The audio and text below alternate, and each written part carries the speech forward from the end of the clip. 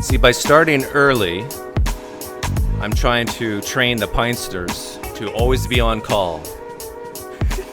Onward, Pinester soldiers, ready for war. I usually never start late, though. But welcome. Yes, Michael, RCH, you are first. Is this your first time being first? And unlike the New Testament, here at the PineCreek channel, first is first, not last is first. Welcome, Kamil. He's in an undisclosed location in Eastern Europe, as always. He's so knowledgeable and powerful that we have to keep his location hidden. But you can unmute yourself. There you go. Hi. Hi. So Blake may or may not show up later. I think he's going to be watching this, and so it's up to him. He's welcome to hop in at any time. But I think what we'll do here is we'll start with, you wrote like a 2, 3, 4-page paper on a natural explanation or a summary that you sent to Blake a while back on, how would you phrase it? A natural explanation for the evidence of the resurrection or something like that? Well, actually, one of the things that I'm granting is that Yahweh exists specifically, not just any God, but the God of Abraham, Isaac, and Jacob. No, I mean, it's just after our last discussion, Blake asked me to write something down, so he knows what he's dealing with. So I just did, and I thought we are going to talk about it, because I've watched like dozens of resurrection debates, probably over 100 hours, and I'm really irritated how poorly atheists are doing. Specifically, they don't present usually any alternative, and they just poke holes in the resurrection hypothesis and they raise doubt.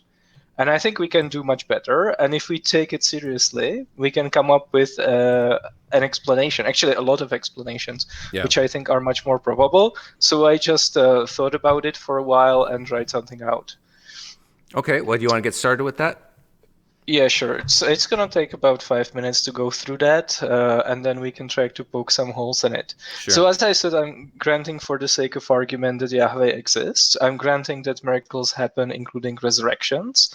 I'm granting there are 5 independent sources for the resurrection, so the pre-Pauline creeds, the speeches that are preserved in Acts, the letters of Paul, the synoptics and Acts, and then finally the Gospel of John. And I'm granting that the Gospels are written in a genre of Greco-Roman historical biographies.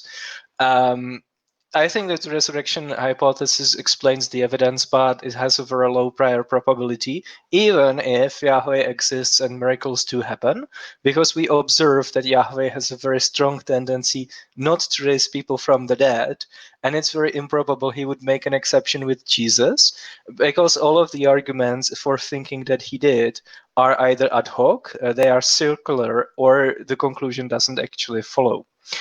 So my alternative is what I call the Old Testament hypothesis, and it just says that early Christians believed the Old Testament to be a historically reliable source of information about Jesus, and they mistook their religious experiences for confirmations of this belief.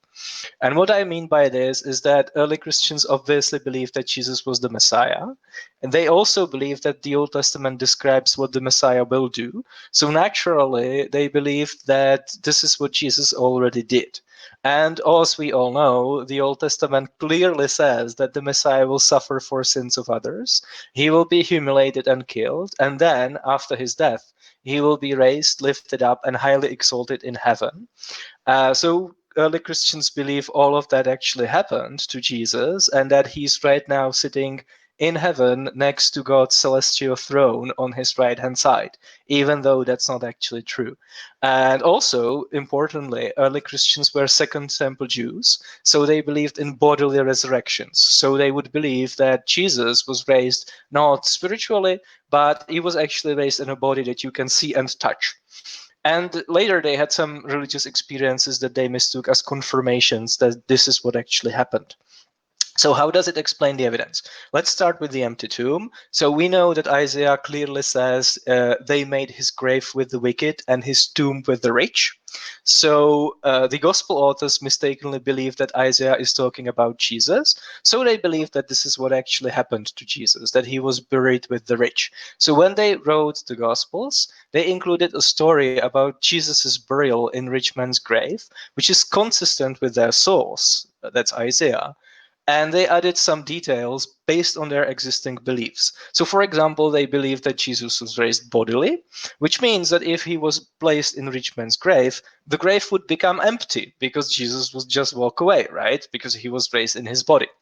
And I think this is the prior probability is very high because of what's called the literary devices theory, championed by scholars such as Mike Lacona or Craig Keener.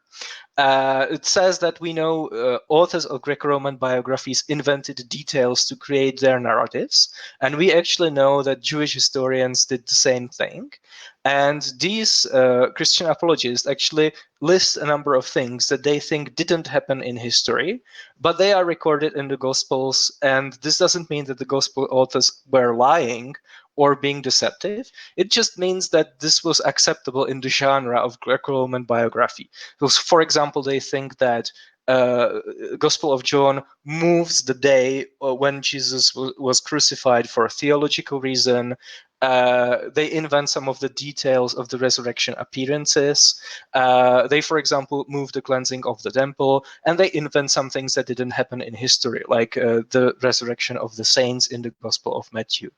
And we know that believers in many religions routinely read their own circumstances into existing religious texts. Just think of all the Christians today who believe that Barack Obama is the Antichrist because they think that some events in his life match the prophecies about the Antichrist in the book of Revelation.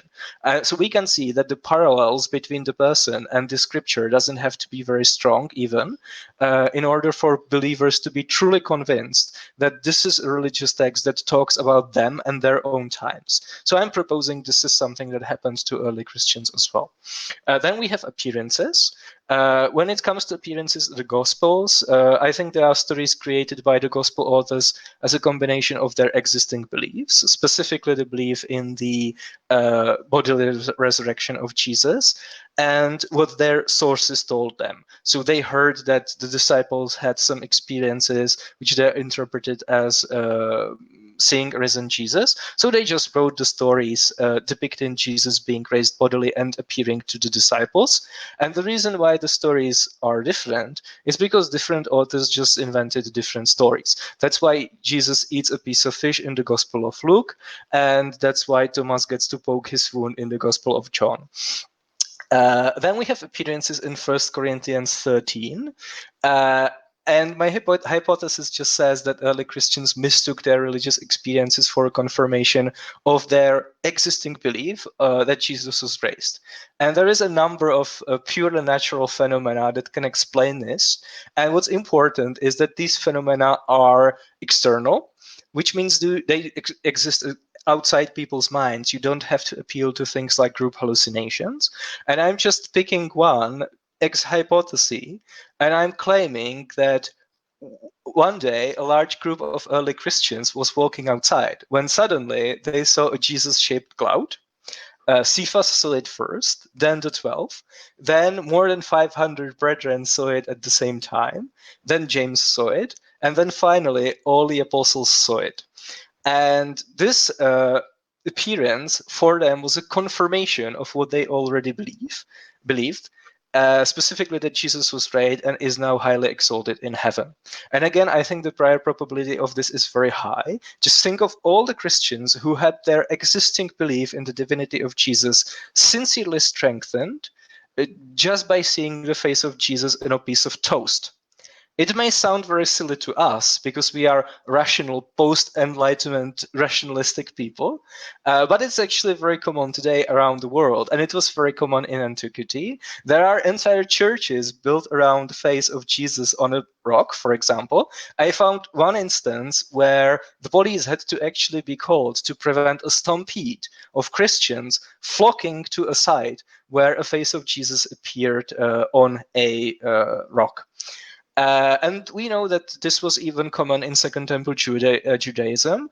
In Acts, Peter quotes Old Testament prophet Joel, who mentions signs of the end times. And it includes things like seeing the blood moon, which we, of course, know is a pure and natural phenomenon. Then we have a conversion of Paul, which I'm just going to explain as a guilt-induced delusion. And I'm going to appeal to Mike Lacona, who said that if there was only one guy who hallucinated, then the hallucination hypothesis would be more probable than the resurrection. So in my explanation, there is just one guy who hallucinated, so it's more probable than the resurrection. And then everything else, like the martyrdom of the apostles, the spread of Christianity, can be explained equally well by a sincere but false belief in the resurrection as it is by a true belief. So just to sum it up, I think my Old Testament hypothesis explains all of the evidence at least equally well, but because it has a much higher probability, it's more reasonable than the resurrection hypothesis, and it has a higher bioprobability because it's built on a widespread and very well documented features of human psychology and of ancient literary conventions of Greco-Roman biographies. Thank you. Okay. Let's start with 1 Corinthians 15. So your explanation of actually, should I bring that up, the creed? Because this is probably what something Blake would say, right? This is probably exactly. By the way, I'm granting that the creed goes back to the Jerusalem pillars. So I'm granting that Peter himself told the early Christians, including Paul, that this is what happened to us. This is our creed. And they were willing to defend it to their death. Okay, so you're granting that this creed was floating around very early on, and and that they truly believed it, and they were willing to die for it.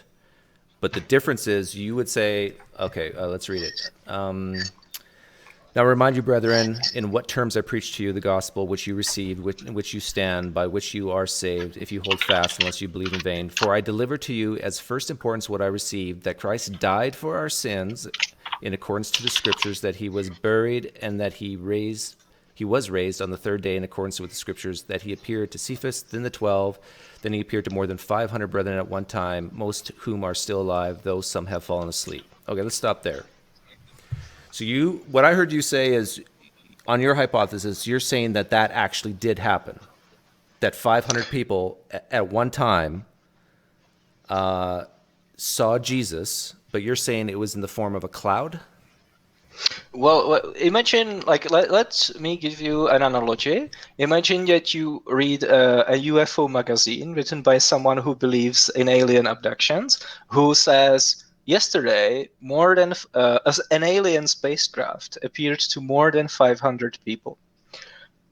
It would use the same language, the language of seeing, of sight, but what actually happened is that it was planet Venus, and the people, because they already believed in alien abductions, and they believed that alien spacecraft, when they appear on the sky, look something like that, concluded that what they are actually seeing is an alien spacecraft. So it's not required for them to see an actual spaceship. It's not required for them to touch it or be taken into it. The existing belief that there are aliens abducting people is sufficient for them to conclude that what they are seeing is a spacecraft, even though they are actually seeing a pure natural phenomena.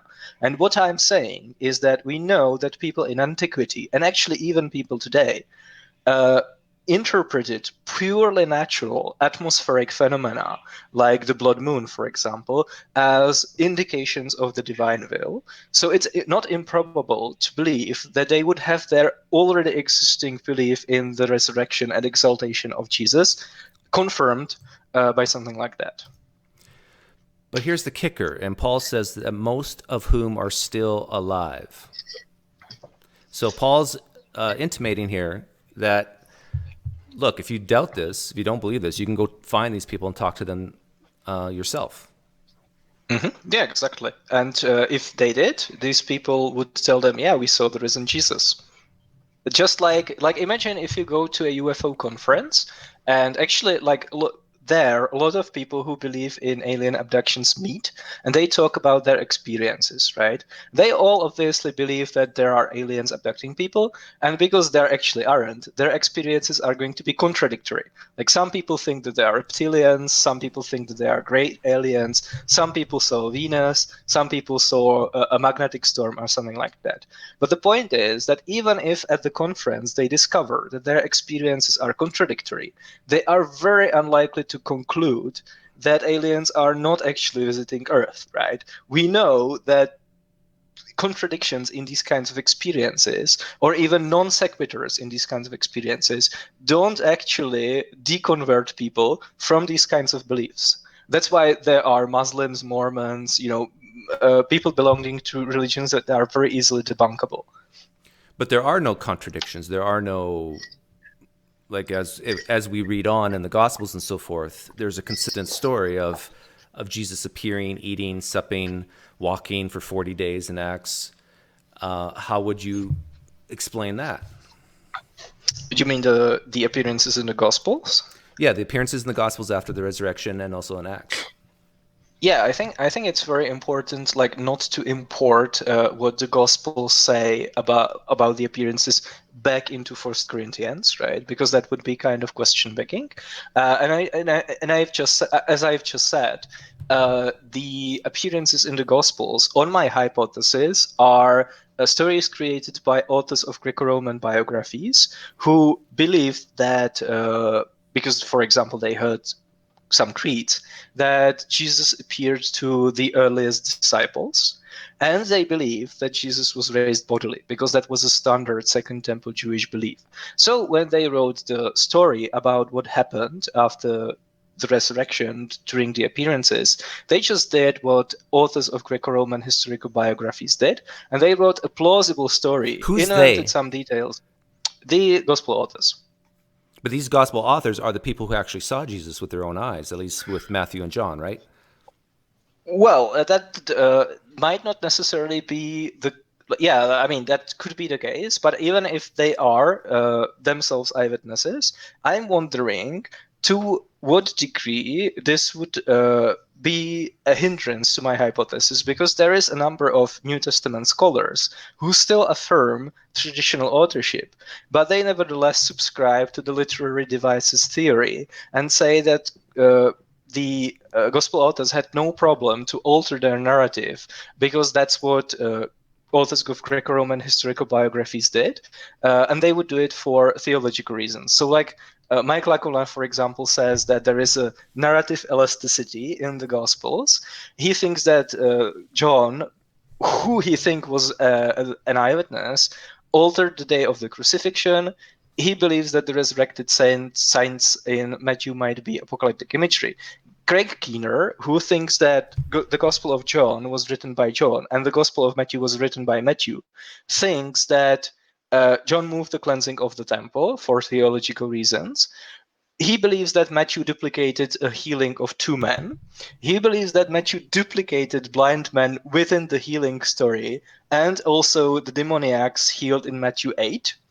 And here's the kicker. He believes that John, who was an eyewitness, actually invented, at least partially, the resurrection appearance, specifically Jesus breathing the Holy Spirit into his disciples. So I'm wondering, there are very conservative evangelical scholars who believe that the Gospels were written by eyewitnesses, but because they are good historians and they realize that this was common in Greco-Roman biography, they don't see any problem with that. Is Craig Keener saying that the disciple John wrote the Gospel of John lied? No, that this is very important to realize. So when we think about what kind of literary practice would be deceptive, we have to understand what was acceptable given the genre. And this is true today. Like there was a performance of Julius Caesar recently by Shakespeare, where Julius Caesar was depicted as Donald Trump. And everyone understands that that doesn't mean that the director is lying, because Julius Caesar didn't look like Donald Trump. Like everyone understands that within the genre of drama, there are some literary conventions that are implicitly acceptable. And one of them is that you can bend the story, you can adapt it to, for example, give a political message. And this is true about Greco-Roman biographies. So if, for example, John invented a detail in one of the resurrection appearances that didn't actually happen in history, this wouldn't be lying and it wouldn't be deceptive. And actually, his audience would understand that this is what he's doing because it was just very common and accepted literary practice. And I can even give you examples of Greek, Roman, and Jewish historians who do that outside the context of the Bible, very close to the events that they are describing, like within 20 years, even if there are still eyewitnesses around who could debunk the claim. Nobody did that because everyone understands that understood that this is just a part of the genre. Got it. Okay. So let's review here. Your theory is that the Jews, the first century Jews who became Christians, had this idea in their head of a Messiah that would resurrect bodily. Mm-hmm. Can you defend that? Yeah. Was that common? What percentage of Jews would you think that applies to? I think very small. I think most Jews expected the Messiah to be a victorious warrior king who would basically kick the Romans out of Palestine, and he would restore the Jewish kingdom in the boundaries that were there during the reign of Solomon, for example. And then he would just reign. Either he would establish a new dynasty, or he would just reign forever because Right. he The was a celestial pharisaical being. view. But it's very important to realize that there was actually a massive plurality in ancient Jewish beliefs. So, for example, it's not true that all Jews believe there is just one God. For example, Philo of Alexandria believed that Logos is the second God. He speculated that Moses was an incarnation of a divine being. And as we all know, John McLetchie recently said that we have evidence of the Jews before the time of Jesus. Who believed in a plurality of divine persons. The Jews, Second Temple Jews, couldn't even agree if there's going to be a resurrection or not. Pharisees believed the resurrection, but Sadducees actually thought that there is no resurrection. And we have a debate between them recorded in Acts, for example, when Paul stirs up an argument between Pharisees and Sadducees about the resurrection in Acts. So it's not at all implausible, if you have millions of Jews throughout hundreds and hundreds of years, that a small sect would come up with a very new... How small? What's your guess on how small of a sect this was? 12 people. Oh, really? Initially, yeah, sure, why not? It doesn't have to be like exactly 12, right? It could be very small. Right. But the point is, like, yes, it's true that the idea that the Messiah is going to be humiliated and killed, that wasn't very widely believed. But you can say the same thing about the golden plates, right? Like there isn't any other religion that was founded around the golden plates. And actually the idea that there were Jews, specifically Jews, living in America who left behind golden plates actually predates Mormonism. It's just there isn't any other religion that's based on that. Because if anyone did that after Mormonism, it would be obvious they are just ripping off Joseph Smith. And the reason why nobody did it before Joseph Smith is because, like with anything, there's always someone who does it first, right?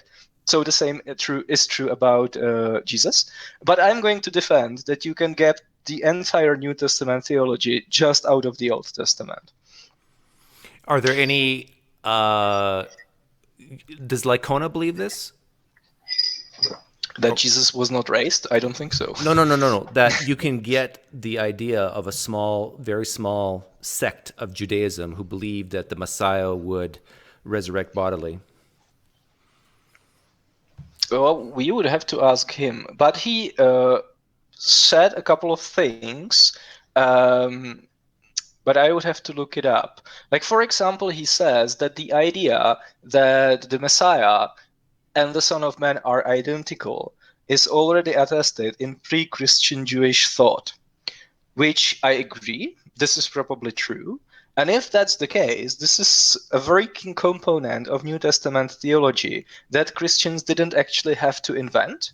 They just inherited it from some other second temple Jews who came up with it first. And it's very important, because if you identify the Son of Man with the Messiah, then that means that the Messiah becomes this celestial being who's going to come at right before the end of the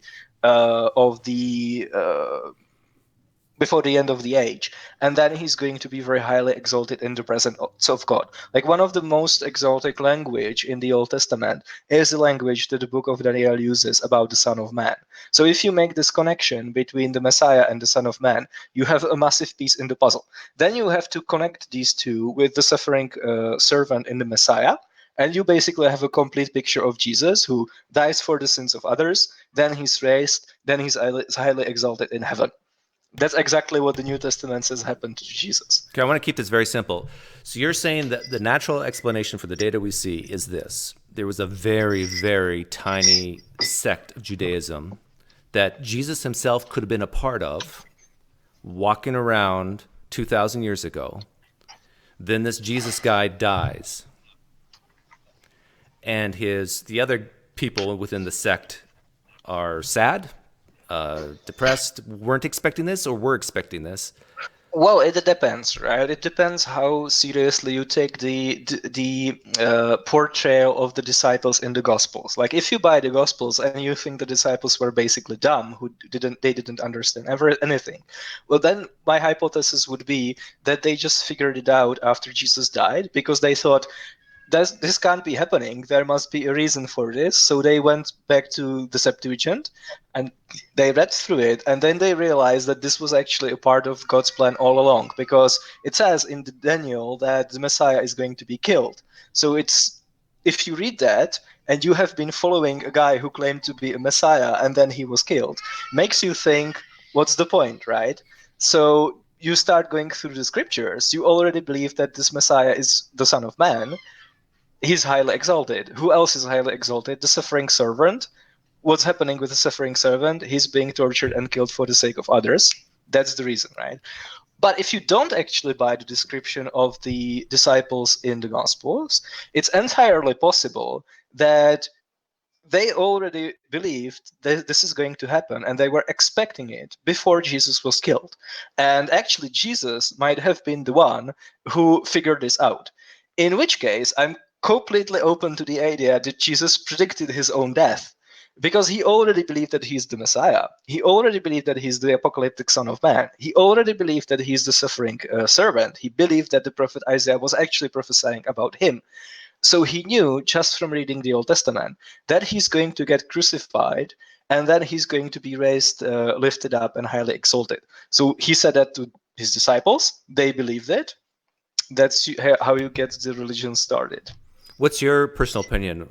Do you think that the disciples were stupid and just figured that out after the fact, or that they kind of? I think we can't know, honestly, because I think the depiction of the disciples in the Gospels as being extremely dumb is like either polemical, meaning it's the attack against the disciples, or it fits the literary trope of reversal of expectation. So the people who are closest to Jesus are the ones that actually don't get him. They get him the least.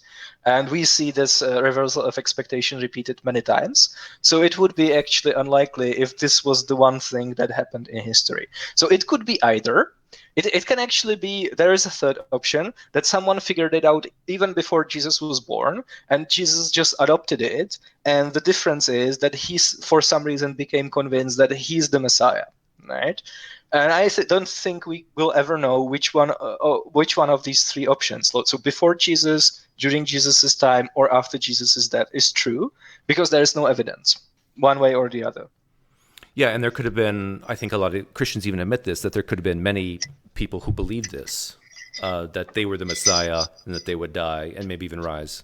Like, Yeah, that's actually a very good question, because we know a lot of people who probably claim to be a Messiah around the same time, because they are recorded, for example, by Josephus, but we don't actually have any Gospels written about them. Like, imagine if we had 4 Gospels about the Egyptian, who was one of the Jewish religious leaders around the time.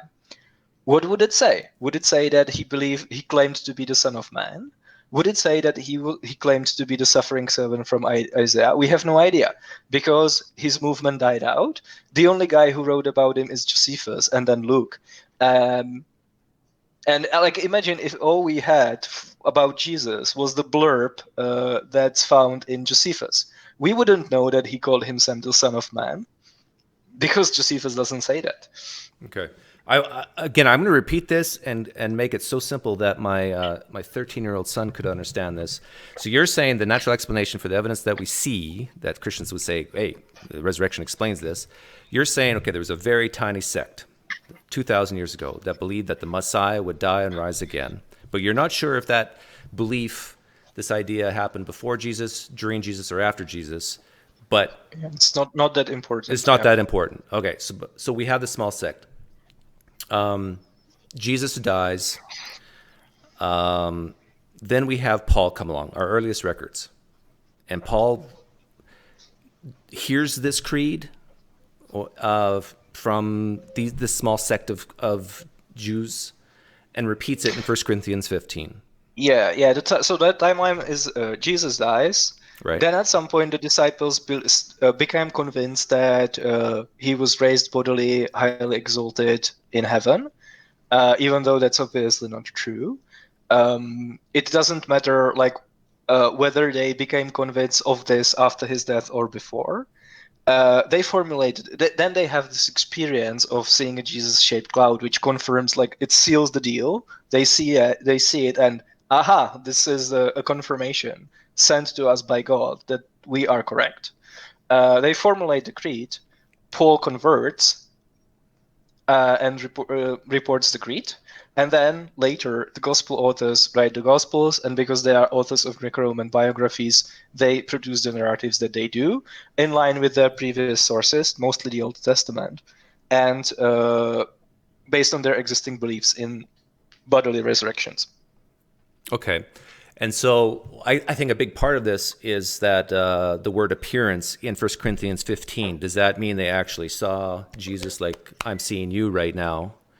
Or if it means... Yeah, I mean, that's a very important question, right? Like, in Greek, the verb is ophthe, which is a third person aorist active indicative plural of opto, orao, which means I see, I perceive, something like that. So that's obviously, it means like sight. But I'm thinking of an analogy, like someone who believes in UFOs and alien abductions is much more likely to say, I saw an alien spacecraft, if all he actually saw was the planet Venus, for example. Because he already believes in alien spacecrafts, right? So he has a tendency to go to that conclusion.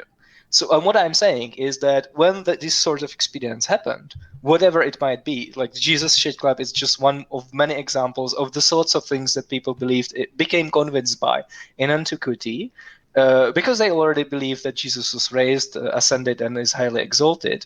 I think it's very probable that based on that, they would say, yeah, we saw Jesus appear to us. We saw Jesus.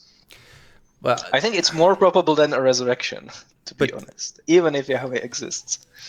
Yeah, well, I agree with you, but I think the Christian might say something like, okay, even if we put the Gospels aside for now, Kamil, Paul's writing about this guy named Peter and a guy named James, and they're talking like they actually saw Jesus after he rose from the dead. Not that it's this cloud or anything. It hinges on one word, appear, right? Because if you put the Gospels aside and you don't import the appearances from the Gospels back into 1 Corinthians, it's just one word. It doesn't say when it happened, where it happened. It doesn't say whether the groups and individuals in the creed, like Cephas, the 500, all of the apostles, if these are distributed in time. So like on Monday Cephas, on Friday the 500. Like for all we know, it happened like one after the other within 10 minutes, right? We don't know. So I'm just saying that this is something that I'm invoking ex hypothesis. It can explain the evidence, and it's much more probable than an actual appearance, even if Yahweh exists, right? So why not this? Yeah, most people. I've said this before, but I went to a Pentecostal church for 2, 3, 4 years. I forget the exact timeline. And I encourage Christians listening, if you've never been in a Pentecostal church, to go visit one. And especially if you're a conservative Baptist type Christian, go visit a Pentecostal church, and or even just hang out outside after they're done. And when people come out, ask them if they experience Jesus. Or I think you'll even get some Pentecostals admit that Jesus appeared to them, and will use the word appeared. And then ask And yourself, probably groups as well. yeah, and then ask yourself, as a good God-fearing, Bible-believing Baptist Christian, do you believe them? Do you believe that Jesus appeared to that group of Pentecostals? Because I tell you, Jesus does appear to Pentecostals at 11:15 a.m. every Sunday morning. I'm sort of joking, but sort of not. If you've been to a Pentecostal church, Cam just told Kamil and I that he was at a Pentecostal church. Was it last Sunday? And something like that happened. It's like this. It's such an emotional experience that people really believe that they've seen Jesus or experienced Jesus, or Jesus appeared to them, whether in their hearts or whatever. Okay, so yeah, go ahead, Camille. Yeah, I just wanted to say, like, if there is a Christian denomination today, which is probably the closest to how the first Christians were, it's the Pentecostals. I think it's probably going to piss a lot of Christians off. But like, the reason why there are denominations who handle snakes and speak in tongues and stuff like that is because that's in the New Testament, right? So I think they are much closer to the kind of experiences that early Christians had than, for example, the Catholics. So yeah, I mean, if my second option, apart from a Jesus-shaped cloud, is some kind of revival experience, like what Pentecostals will tell you they have. They even have like a physical sensations, like Jesus touched me and stuff like that. The reason why I'm going with the Jesus-shaped cloud is first. Just here in Europe, there is a very strong tradition, and in Latin America as well, of mostly Catholics who have like appearances built around pure natural phenomena, like uh, Saint, some saints, or Mary, or Jesus appearing in a rock or on a wall or something like that. And people are really freaking out about that. It's not like it sounds silly to us, but there's a lot of people who are greatly impacted by that. And also because we know that in antiquity, people took this stuff seriously. Like there were divine signs. There was entire science about interpreting divine signs. And these divine signs were very often purely natural things like weather, right? There is a joke which is told by Plutarch about a guy who found out that a bag of wheat was like mice ate through a bag of wheat. So he went to a priest and asked him, "What should I do?" And the priest said, "Okay, just fix the bag." And the point of the joke is to show that people really took even things like mice eating through a bag of wheat as a divine sign, right? And this isn't just pagans like Greek and Romans. This is very well attested in the Old Testament. And we know that even Jews did the same thing. After all, Acts talks about it. Okay, small group, a sect of Jews, very, very small group, believed in a bodily resurrection of the Messiah. Yeah. They walk 2,000 years ago, they talk, they preach, the kingdom of God is coming, blah, blah, blah. Their leader dies, named Jesus.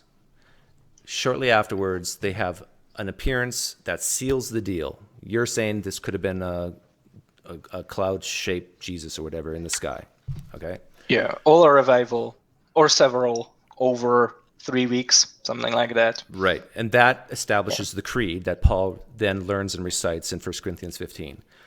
Okay, I can hear the Christians saying something like, okay, even if I were to buy this, even though what you just said, Kamil, is absolutely stupid, even if I buy that for a second, how do you explain the Gospels?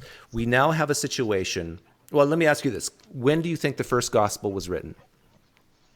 Well, I'm just wondering whether that's important, right? Because, like, even if we grant that the traditional authorship is correct, and they were written very early, we have a lot of New Testament scholars who affirm the traditional authorship and are very conservative, who are willing to say very interesting things about the kind of literary devices that the gospel authors used when they created their narratives. Like Craig Keener, a guy who wrote a massive book where he tries to establish that miracles happen, has no problem saying that some of the post-resurrection appearances in the Gospel of John, who was written by John and eyewitness to the events, is made up, which means that if we could take a camera and send it back through time, it wouldn't be able to record what the Gospel of John says, right?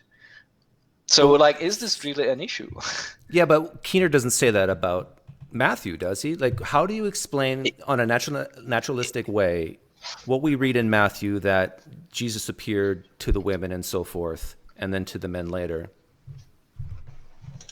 Yeah, I mean, like, my hot take is basically that the gospel authors knew that there is this tradition of appearances, and they all obviously believed in a physical appearance. They believed that Jesus was buried in a rich man's grave, because that's what Isaiah says happened to Jesus, Isaiah because 53. as they believe.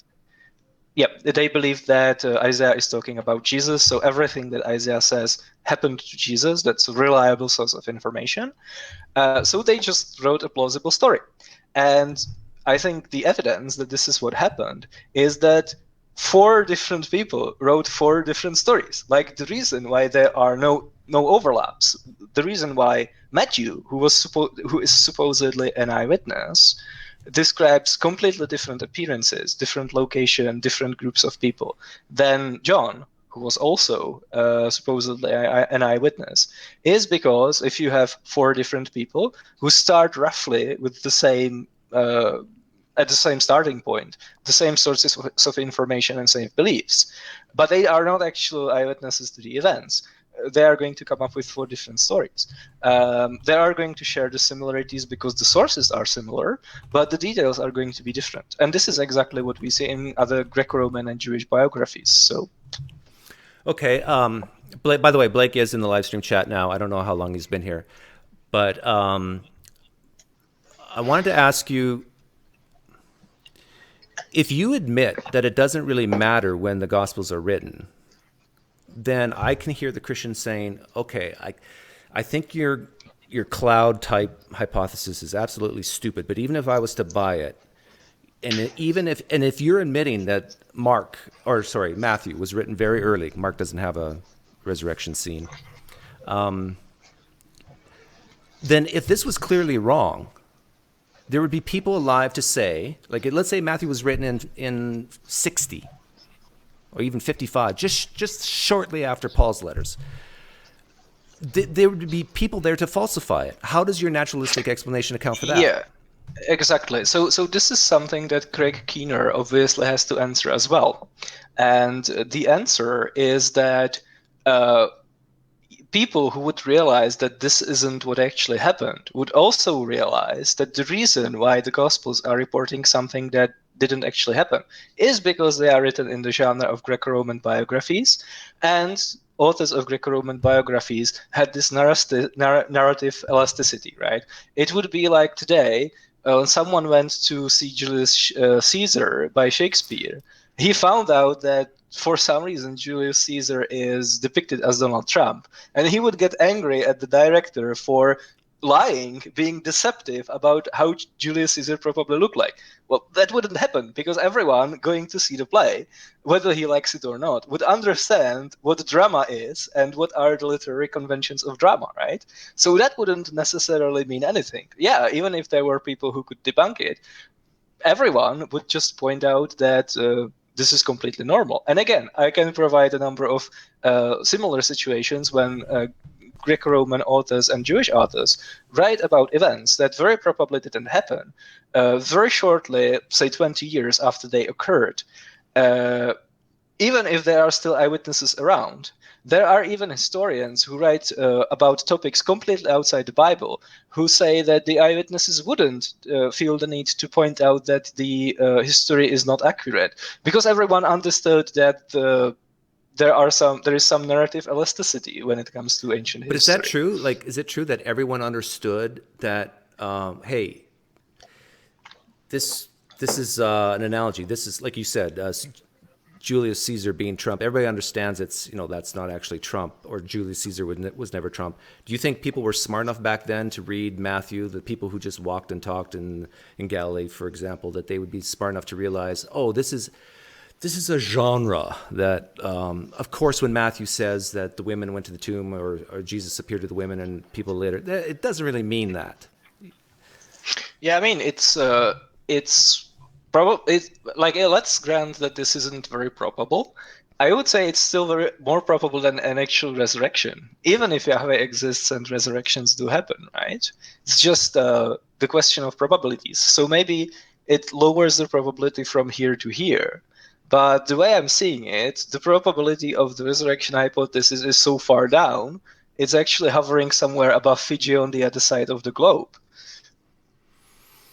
Okay, let me see if I can summarize this, and then we'll talk about Blake. Yeah. By the way, do you also wonder what happened to the body? Oh yeah, let's talk about that. Go ahead. What's the natural explanation for Jesus' body? If this is all bunk, if this is actually a Jesus-shaped cloud, how do you explain that a body was never produced? Yeah, exactly. So, I mean, I think the most recent scholarship on earlier practices of crucifixion victims say that if the victim was buried, which is already exceptional because most people were just left on the cross to decompose. I'm just granting that Jesus was buried, would be actually placed in a trench grave, which is just like you dig up a hole, the shape of a human body, you throw the body in the pit, and you cover it with dirt, right? So this is like the prior probability of this is the hypothesis with the highest prior probability, just based on the fact that this is what was done the most common. So that was probably what happened to Jesus. I don't think that the burial narratives and then this is, by the way, completely consistent with the Pauline epistles, because the Pauline epistles and the Creed just say that Jesus was buried. They don't say anything else about it, right? They don't say that he was buried by Joseph of Arimathea, which I'm granting that he was a historical character who actually lived. It doesn't say that he was buried in a rich man's grave. It doesn't say that the grave was found empty, or the tomb was found empty.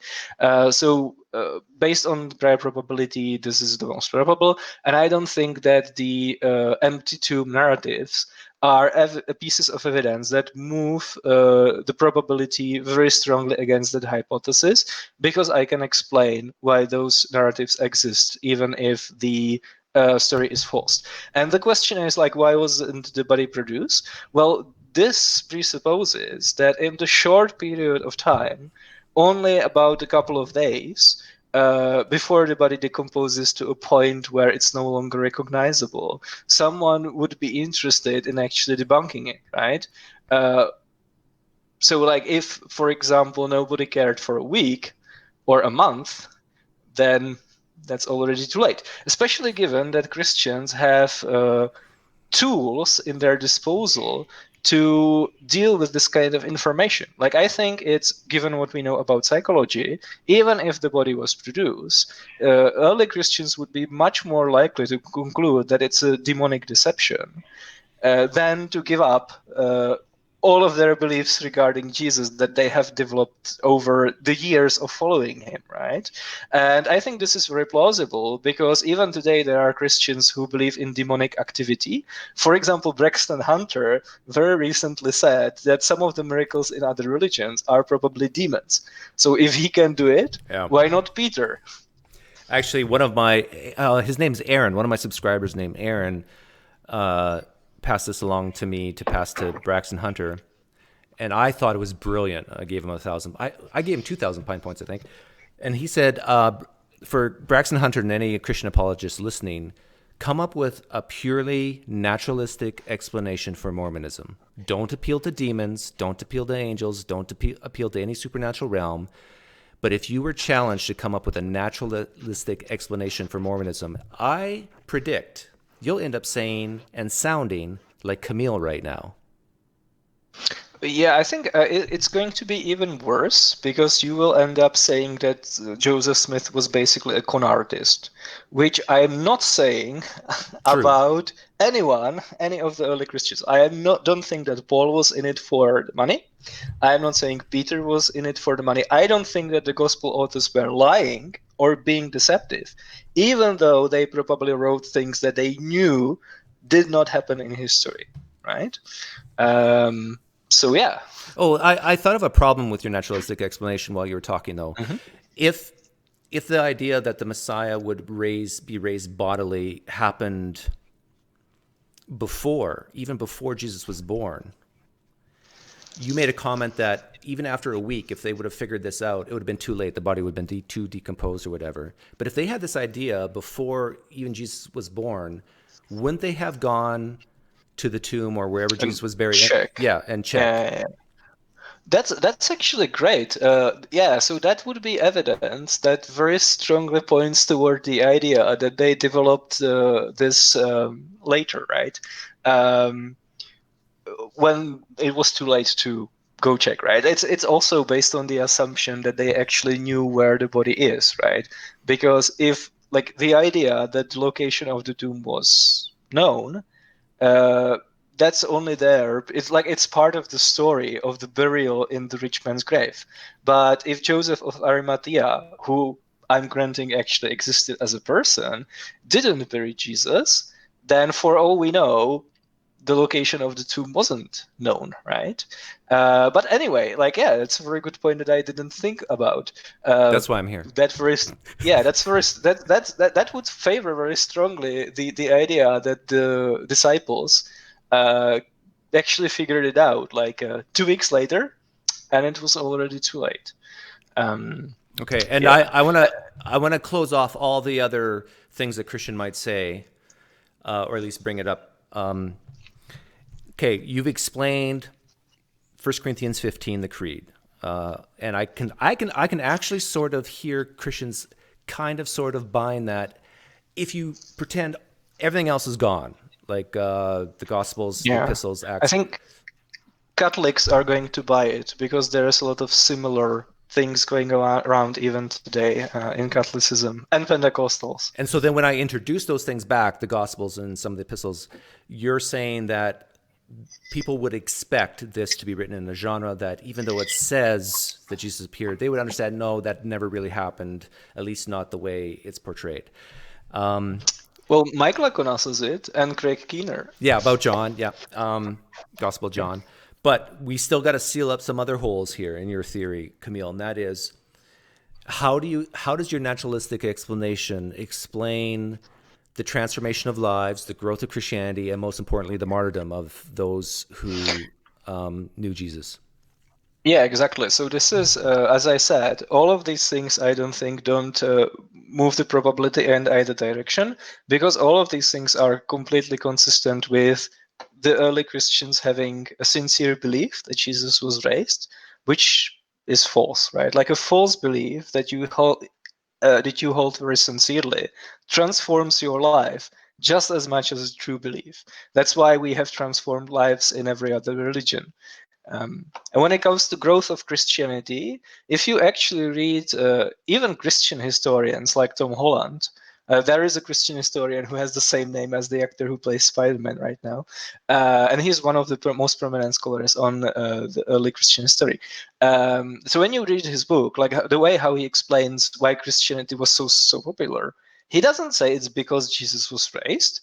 He believes that Jesus was raised, and he maybe thinks that this is why the first Christians started believing that he did, because it actually happened. But then he writes like 500 pages detailing various political, economic, and social factors that contributed to popularity of Christianity. So even Christian historians don't think that the resurrection has anything to do with why Christianity was popular and not some other religion. Yeah, and I think even Christians realize that using transformed lives is a horrible argument. Using growth is a horrible argument. I think they would mostly focus in on the martyrdom, and we did a video on that a while back. Yeah, you could say that the reason why Christianity was so popular and why the lives were transformed and stuff like that is because of the Holy Spirit. Like, it wasn't just that there was this miracle at the beginning. God was then like fueling the movement through the Holy Spirit, right? Which might be true, but that's actually a different hypothesis than the resurrection, right? So you have to establish it independently. Yeah. Okay. Let's, Blake, if you're still in the live stream chat, let me know. I don't know what to say here about Blake because before we went on, Blake said, I'll come on, but there's stipulations. And I'll be very honest and transparent. That rubbed me the wrong way when someone tells me how to run my channel. But I do understand, like, he's free to give an ultimatum, either this or I don't come on. And the ultimatum or the stipulations were that I can't make any snippets of this video. Now, we've been talking for close to an hour, and Blake hasn't been on here. So if he does come on, if I do agree with it, I can't even snip out just the portion with Blake in it, according to Blake. And it's like anybody else can snippet this and put it on their channel, but I can't. That rubbed me the wrong way. Yeah. Yeah, like technically you couldn't even take a clip of just two of us talking because it would be in the same video, right? Like we would have to cut the stream and start again.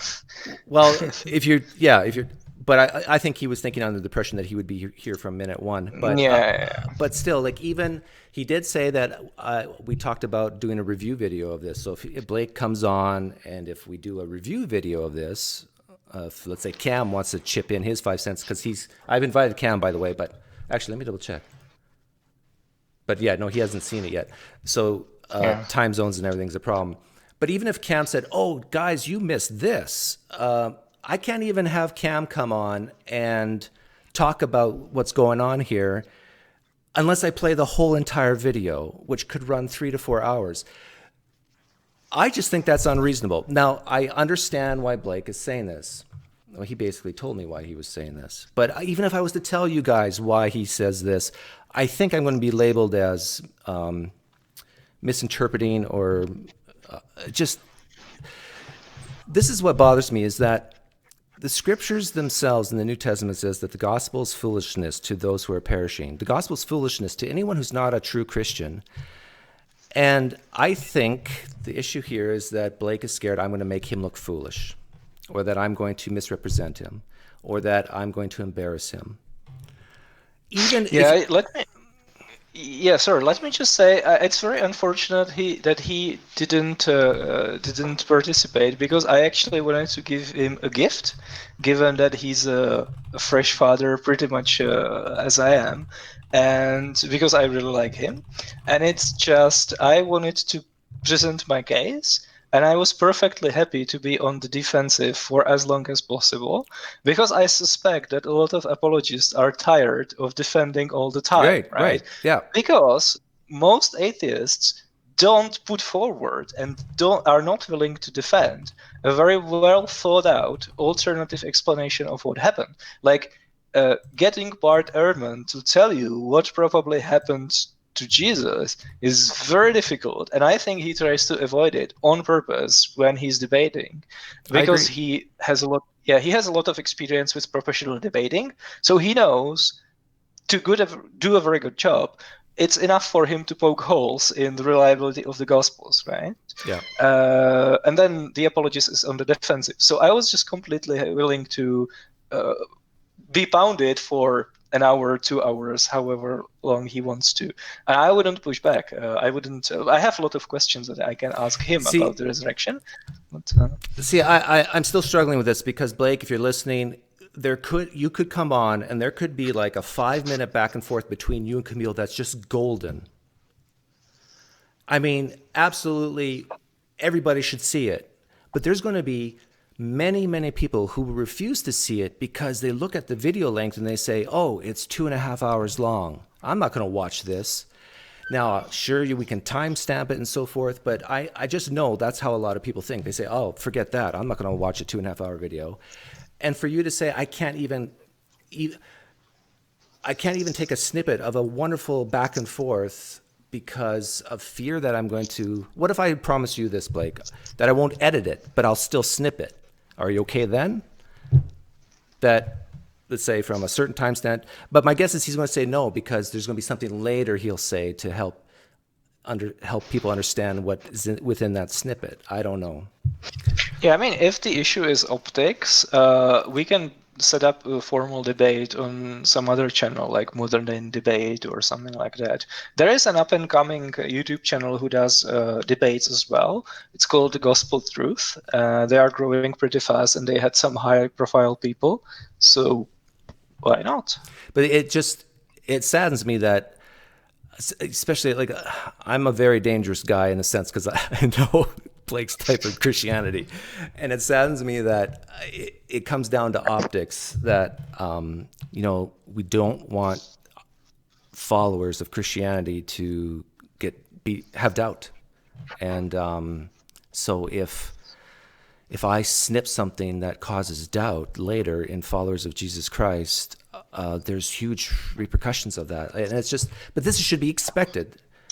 You should expect suffering and persecution and that people will view Christianity as foolish. I would think that would be the default positioning for Christianity, especially conservative Christianity.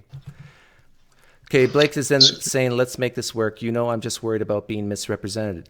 Right, I understand, Blake, but that's why if people really care about you, Blake, they will watch the full video. If people really are worried about, even non-Christians, worried about misrepresentation, they will watch the full video and they will judge for themselves. I'm just worried about being misrepresented. So if we agree in advance that the relevant context is included, then we're good. Okay, I agree with that too. I have another motive for having you come on right now is because I really have to go to the bathroom and I want you two guys just to talk so I can go. So tell you what, Blake, I'm going to send you a link and send it to you on Facebook. I think you already know the link, but I'll send it to you. And then you can come on and I'm going to leave and you two can talk. I'll come back. Is he going to be able to...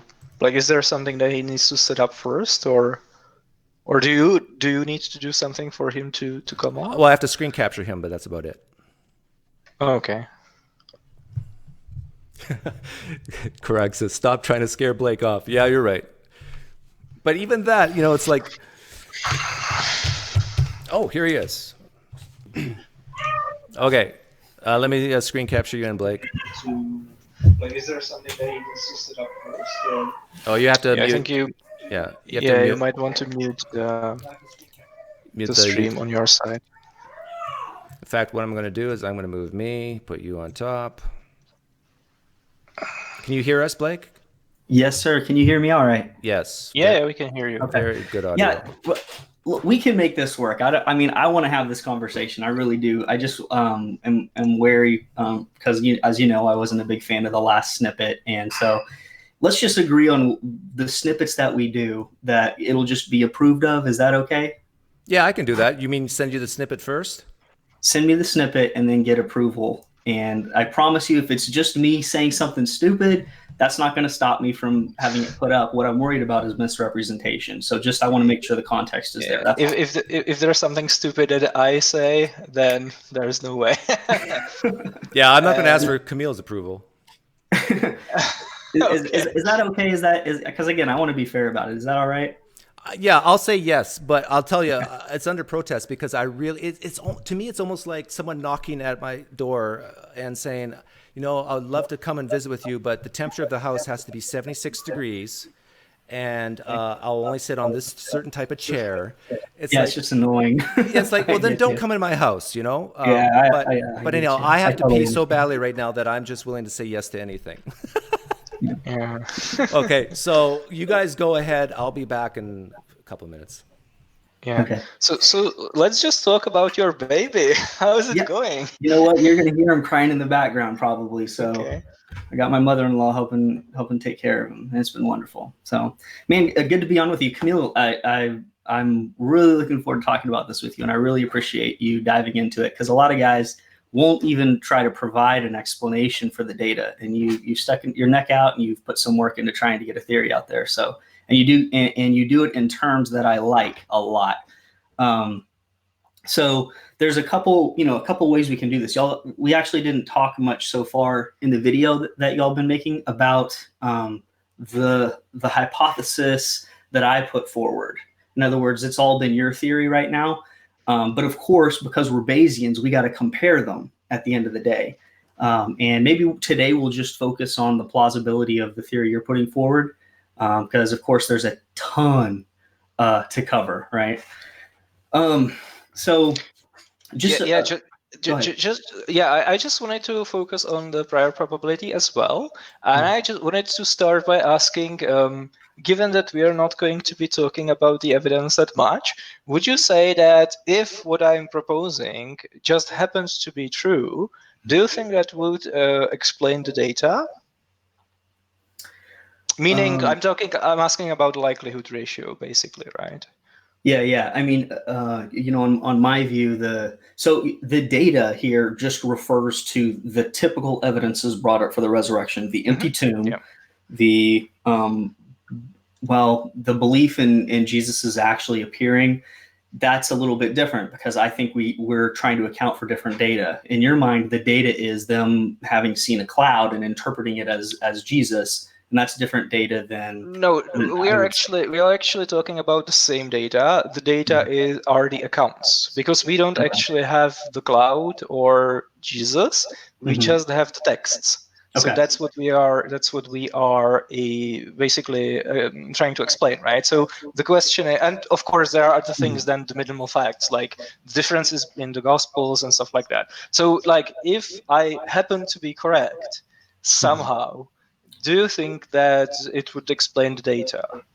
Okay, real quick. So normally the data that I would put forward that are typically uncontroversial would include the apostles genuinely believing that they saw Jesus.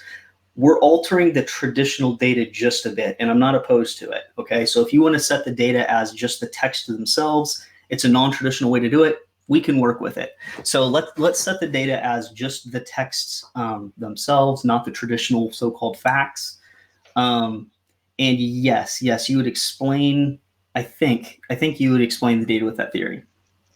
Yeah, I would be even more humble. I would say that, like, the likelihood, I would be completely happy to concede that the likelihood ratio is like 1 to 10 in your favor. It's important that it's not like 1 to 100 billion in your favor, right? Because as we all both know, like, the McGrews have a chapter in the Blackwell Companion of Natural Theology when they just claim that the martyrdom is like 100 times more likely on the resurrection hypothesis. There were 12 martyrdoms, they just multiplied, and they said that the evidence is like 10 to the 34th power more probable, right? So you don't think that? Yeah, no, I think, in fact, the probability on of the data given the hypotheses in question is pretty high on both models. And of course, that allows us to move the discussion towards how plausible the model is, how internally coherent is it.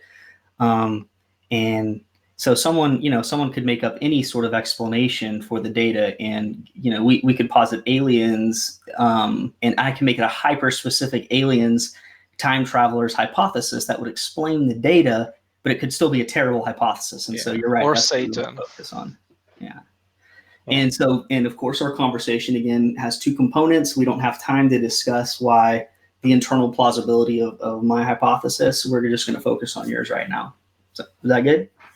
Yeah, sure. Go for it. And one thing I think I do want to figure out at the beginning. So the idea is, just to recap, what the grand hypothesis is. The evidence you're wanting to explain is the reports of the empty tomb? Is that, or more than that? No, just the texts, right? So, Okay. like, out of the Reports. texts, I am basically distilling the things that are directly relevant to the resurrection. So the creeds, the speeches in Acts when they mention the resurrection, Well, so the stuff that's in letters, and got then it, got it. the Real quick, real quick. Gospels.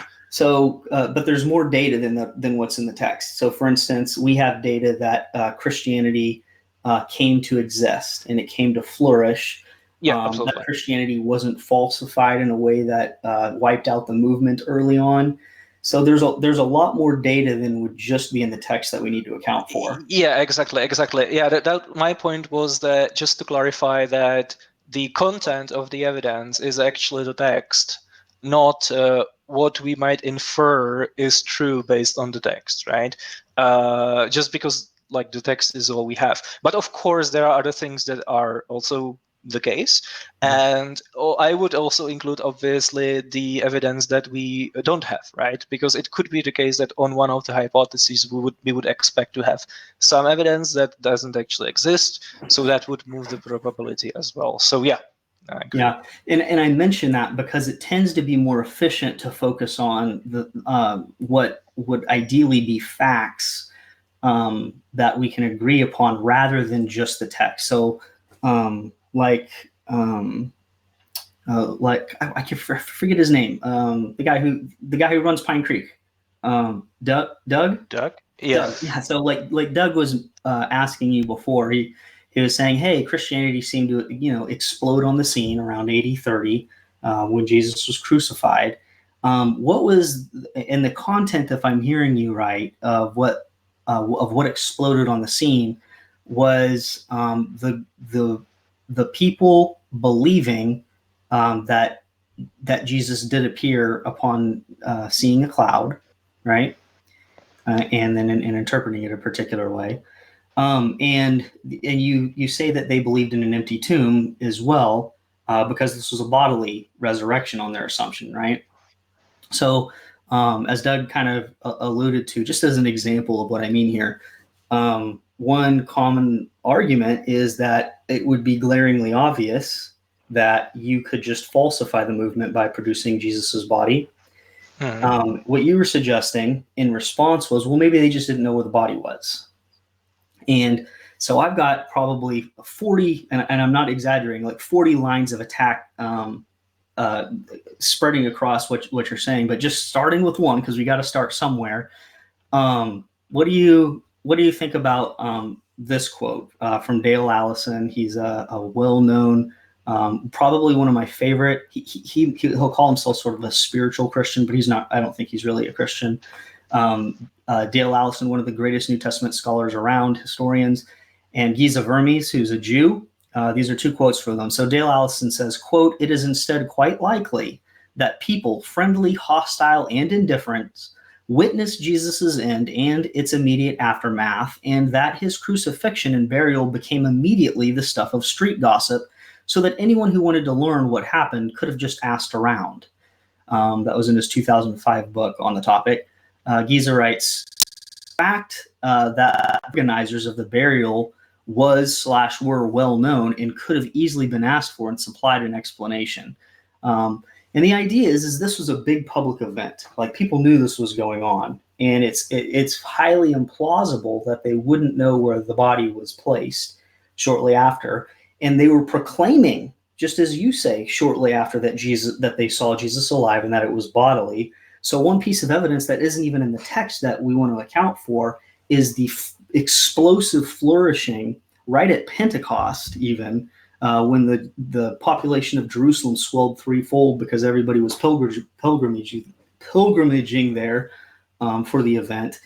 And they were proclaiming he's risen. His body's not in the grave. Remember, and by the way, kind of as you pointed out, speeches in Greco-Roman biography or historiography in general don't need to be word for word. They rarely were, and this was and everybody knew this. But you were required to encapsulate to get it as close as possible, and you if you had traditions on what was said, you needed to incorporate that in there. For long reasons, the speech that we have of Peter that Luke recorded in the book of Acts for Peter at Pentecost regarding the resurrection of Jesus, they widely consider this to accurately represent what Peter was saying, not word for word, but in content. And part of the important content was something that we see in Acts over and over again that he's repeating, which is that Jesus's body was not left to decay.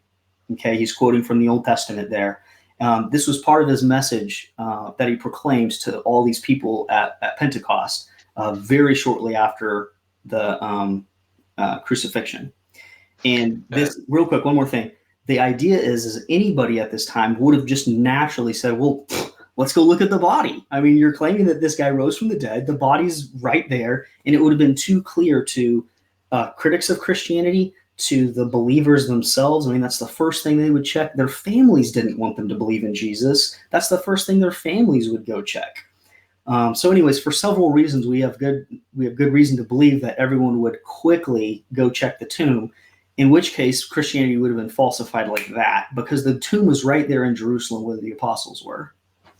What's the question? Well, the question is if the body wasn't really missing, then how did Christianity survive in those first few weeks? Sure. So we can be confident that they looked. And again, my point of bringing this evidence up rather than all the others is because this isn't even a textual evidence. Sure. So let's role play this, right? So you're going to be a Jew.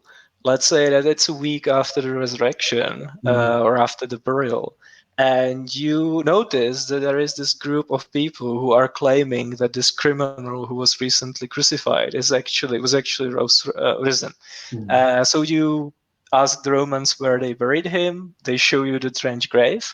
You dig the body up, and you drag the corpse to Peter and the rest, and you tell them, "Look, this is the body." So what would you say as a Jew who did that? So first off, two things. One, if they pulled out any body whatsoever, okay, that would have been a big hit to the Christian movement early on. And that would have you would see polemics throughout the New Testament text because the damage control would be massive. Yeah, sure. Let's role play this. Let's role play this, right? So you are the Jew with the body. Let me get through. What would you say? Let me. Okay, I want to answer your question directly. Yeah. If that happened, what would I say? If I were did you mean if I was a first century Jew who saw it, or a first century Christian? No, if you were a first century Jew who, and you notice that there is this movement of Jews, other Jews, who, for whatever reason, became convinced that a criminal who was crucified a week ago was actually raised from the dead.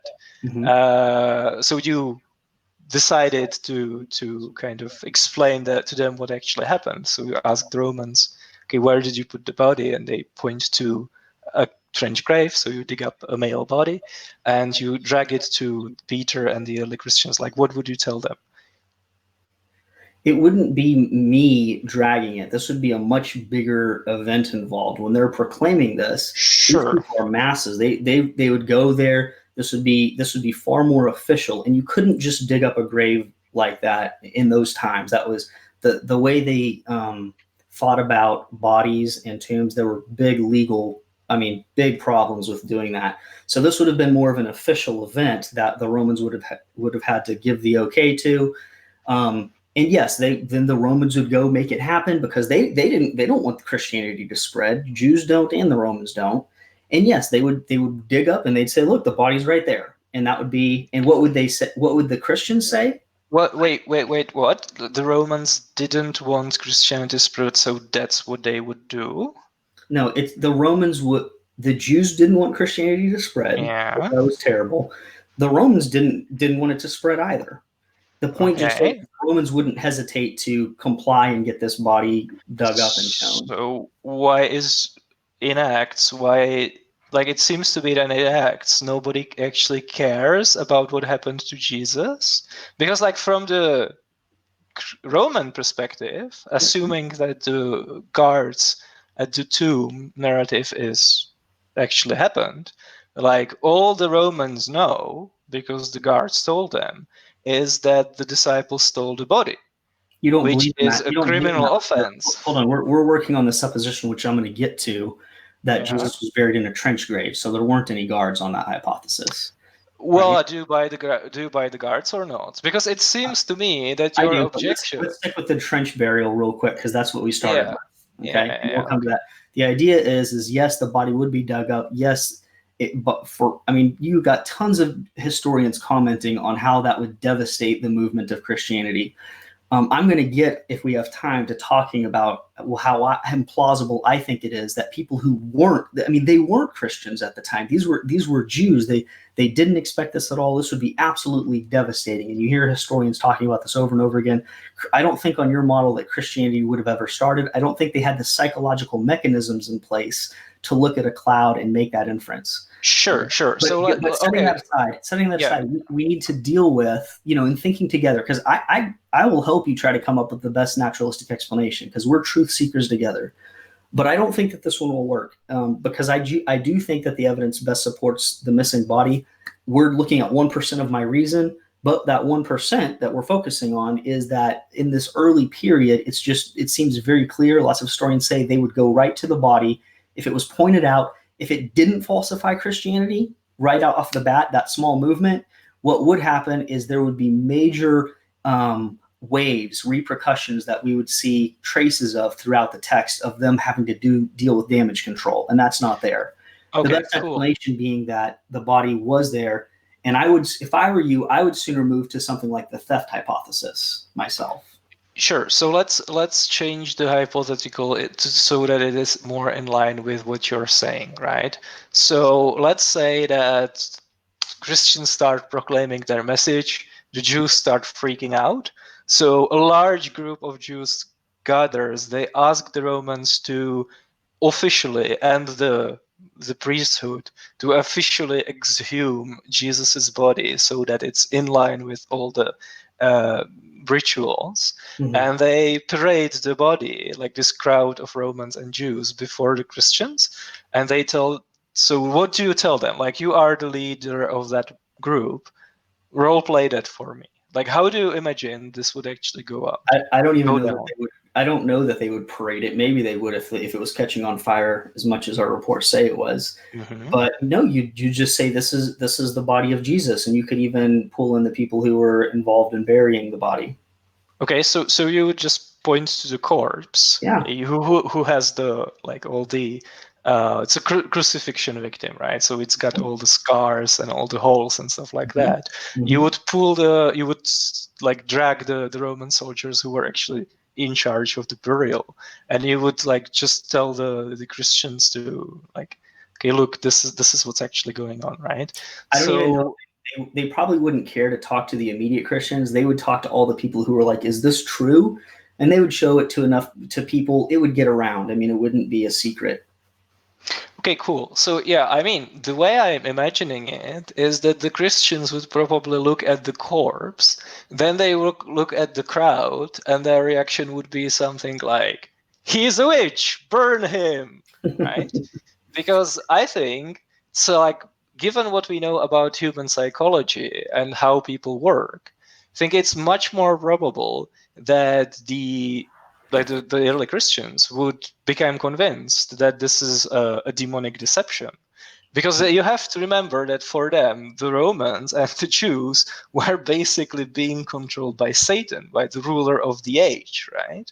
They were completely corrupt and completely controlled by the forces of evil. That was one of the most central tenets of Jewish apocalypticism. We not only see that in Christianity, but in other anti-establishment Second Temple Jewish movements. Let me throw something at you real quick, because I think this is an idiosyncratic expectation, because a lot of historians are writing on this, and I haven't seen anything like that. Maybe what's happening is you're assigning to these early Christians a deep sense of confidence in their worldview, the kind of deep confidence that you see only occasionally in Christians, even today. So it's true, you have a movement of Christians now who have become very dogmatic about their beliefs. They're confident. You and I have seen them. In the case of this movement of early Jews who we have no evidence whatsoever that any early Jews expected a dying and rising Messiah, and historians over and over again say that's just not there. It doesn't exist. We're supposing maybe it was a small one that didn't leave any evidence. Even if it's implausible, it's okay because, hey, we're comparing it to a resurrection. We'll take anything. Okay, so I get that. But the idea is even granting that there was this movement of people that expected, against all literature that we have on the Messiah, a dying and rising Messiah, even granting that, they wouldn't have the kind of confidence that would take them through seeing the body in those circumstances, and especially not allowing them to see a cloud and say, oh, that's him appearing to us. There's all sorts of other problems I want to raise that we'll get to, but I think that would be one of the biggest first challenges, is I don't think their confidence would be there. Both the expectations of historians and all of our documents from multiple sources suggest that they behaved just like anybody else whose Messiah got killed and put down. It was time to go home and either go home or get a new Messiah, right? And they didn't, and the kind of confidence that they displayed as a result of what they experienced, I think defies the hypothesis as it stands currently, if that makes sense. Yeah, sure. I mean, that just seems to be completely ad hoc, right? Like, why assert as an auxiliary hypothesis, I guess, to the resurrection, that they were not feeling very strongly about it? Because you have to realize, at that point, they would be convinced that actually the Old Testament was talking about Jesus specifically all along, right? Mm-hmm. So they would have to sooner be convinced that either Jesus wasn't the Messiah, or the Old Testament is not actually scripture, because the prophecies about the Messiah were not fulfilled. Here's what they wouldn't have confidence in. What you're supposing in your hypothesis is that they did a sort of puzzle piece with different parts of the Old Testament and put together that the Messiah would die and be raised from the dead. Now, there is no clean puzzle piece way to do this, okay? That's why there were no Jews, as far as we can tell. And we've got tons of unimaginably large swaths of Midrashic literature, the ways that Jews thought. It was a ton. And we see it's heavily documented that there's no notion of that. If there were a clear way to make that connection that the Messiah would die and rise, we'd be seeing some traces, and there's no traces. Yeah, here's what they wouldn't be confident in. They wouldn't be confident that the Messiah would die and rise. And if they weren't confident that the Messiah would die and rise, they wouldn't be able to look at something as very much unlike Jesus as a cloud and say, oh, that's Jesus that's the Messiah risen from the dead. Yeah, I agree. I completely agree that there isn't any straightforward way to do that, because I agree that if there was, we would probably see someone doing it sooner, right? Mm-hmm. Which kind of puts people in really awkward position, because then you are saying, yeah, the Old Testament was actually predicting Jesus all this time. It's just nobody noticed until the prophecies were fulfilled, right? Which could be the case, but then I'm wondering what's the difference between those kinds of prophecies and Nostradamus? Because I can show you in Nostradamus where it clearly says that the lion will attack 2 towers, and that's talking about 9/11. But if nobody before the attack happens can figure it out, then that just seems to be like a post hoc rationalization. But that's just a digression. I mean, and I did want to say, because that's directly related to that, that there is a connection. Because you see those connections between what happened in to Jesus, and then the Christians pointing to the Old Testament. You're exactly right about that. But when you see how they point at it, it's very ad hoc. It's not something you would have guessed. So let me share a quote from again, one of my favorite New Testament scholars, Ben Witherington, where he explains the relationship between this prophecy and the Old Testament text. He says, quote, "Thus it will not do to suggest that the passion and resurrection narratives in the Gospels are largely constructed from the Old Testament. The outline and some vignettes of these narratives can already be found in Paul's letters in places like 1 Corinthians 11 and 15. It was the startling things that happened to Jesus at the close of his earthly career, his shocking crucifixion, and then his equally astonishing resurrection, that caused the earliest Christians to race back to their sacred scriptures to help them interpret the significance of these events. They did not first find these events in the Old Testament prophecies and then create new narratives out of the old prophecies. This is shown most clearly by the fact that many of the texts used to interpret the key final events of Jesus' life in the original context in the Hebrew scriptures would not have suggested such things to a reader who had not heard of Jesus' life, death, and resurrection. I know of no evidence that non-Christian early Jews were looking for a resurrected Messiah, and in fact, the evidence that they were looking for a crucified one is also very doubtful. One more quote that's shorter from Joel Green, who wrote a whole piece on this, like it was dedicated to this because he was reviewing John Crossan's book. And Crossan is like the New Testament scholar that kind of threw out an idea similar to this. He calls it historicizing prophecy. Okay, so that's kind of the model that you were teasing. Joel Green responding to this says, Crossan failed to consider substantial work of the last decade on the hermeneutics of late Judaism, specifically on the question of whether the creation of current history from Old Testament texts was an accepted and widely practiced phenomenon. In fact, while more work needs to be done, study of Pesharim text from Qumran, post-biblical historiography, and selected apocalyptic writings is already suggesting that the direction of influence was from event to biblical texts. That means the events happened and Jews had the habit of trying to look back and make sense of it based on what happened. So there's other models we can do to explain the resurrection, but I'm not, this one I would struggle with a lot. Yeah, well, I would be obviously much more impacted by Christian scholars such as Peter Enns, who has also written about it, and who basically said that, yeah, like if we could time travel to Hosea and explain to him that the Son of God coming out of Egypt is actually talking about a like individual Messiah, he would be very surprised. Or but I mean, it just makes for such a good hypothesis. Like, if this happened to be true, then it would explain the evidence. I don't think it's very likely, but I think it's like probably orders of magnitude more probable than the resurrection actually taking place, even if Yahweh exists and miracles do happen, right? So that's going to take us to some more stuff, because I feel like I'm not even 1% done trying to point out what I see as challenges here. We could talk about the evidence for the actual entombment of Jesus. I think that's pretty decisive that it wasn't in a trench, it was in a tomb. I noticed that you're wanting to grant that the Gospels are Greco-Roman biographies. I don't know if you fully come to grips with the kinds of ways that Greco-Roman biographies were permitted lenience. Okay, so you mentioned Lycona's work. Lycona doesn't allow for the kind of alterations that would be required for this theory. That wouldn't have been acceptable in Greco-Roman biography. And ironically, even among Greco-Roman biographies, there's a range of reliability.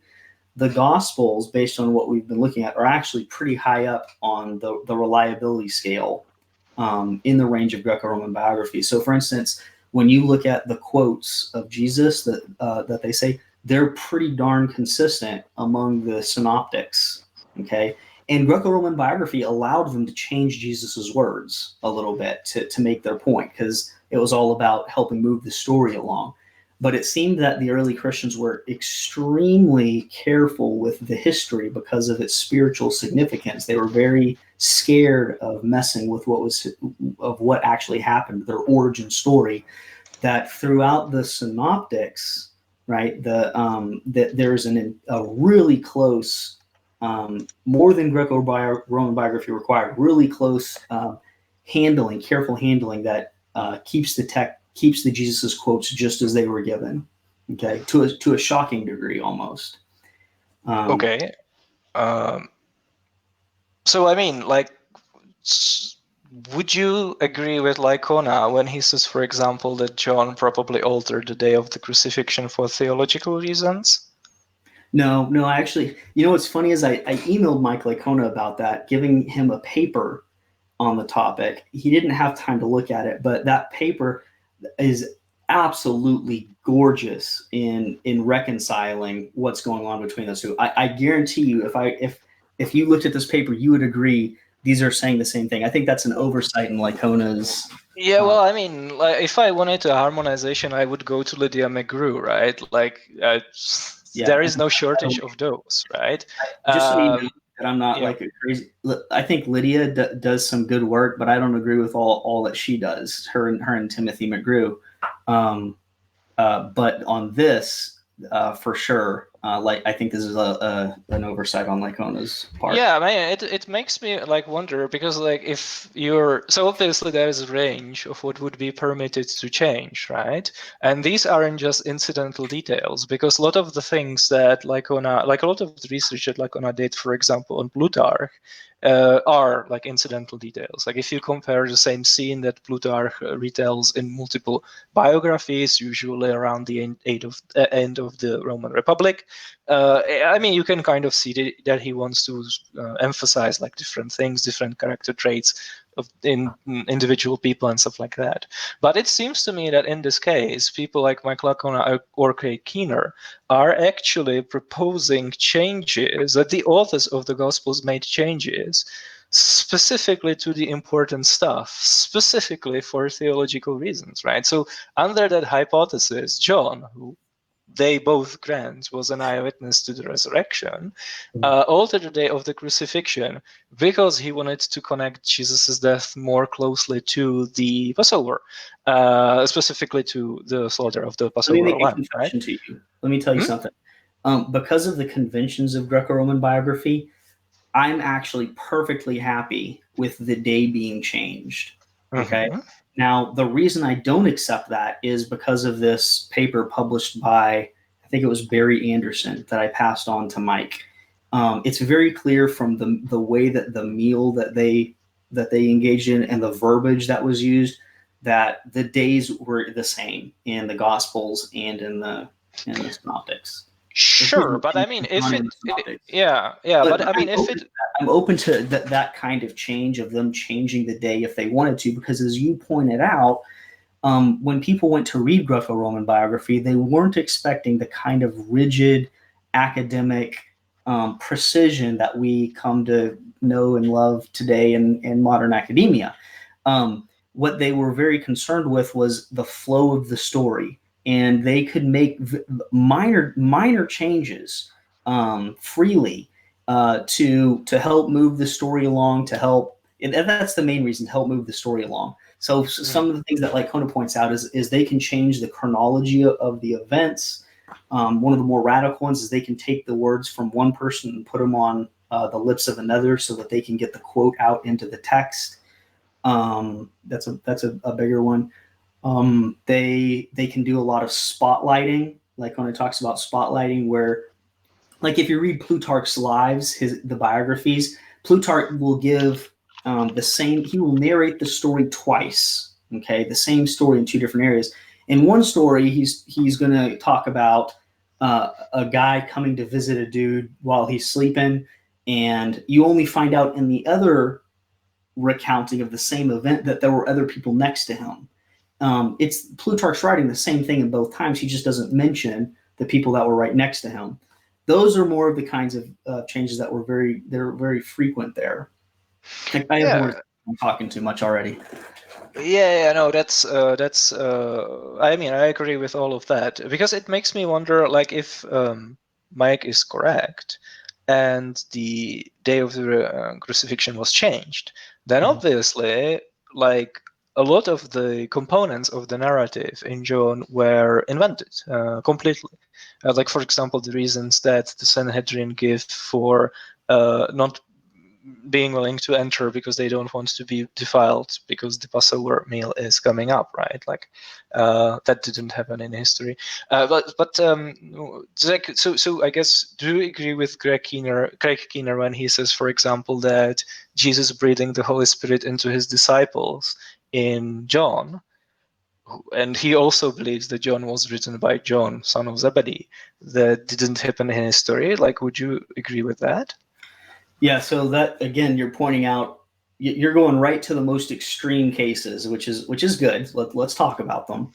But I wouldn't let the most extreme cases dictate what we're looking at with the rest of it, because we have lots of independent evidence for these other things that we're going to get to, like the details of the burial, Joseph of Arimathea and whatnot. But yeah, let's, as I recall, what's going on there is, with every gospel, unlike modern books, you had to write on a scroll. Okay, there was a certain amount of length that you had on the scroll, and Greco-Roman biographies tended to take up one scroll. And yes, you can see truncation of material especially as you get to the end of the scroll and you find the author's running out of room. You see some truncation in Luke, at the end of Luke.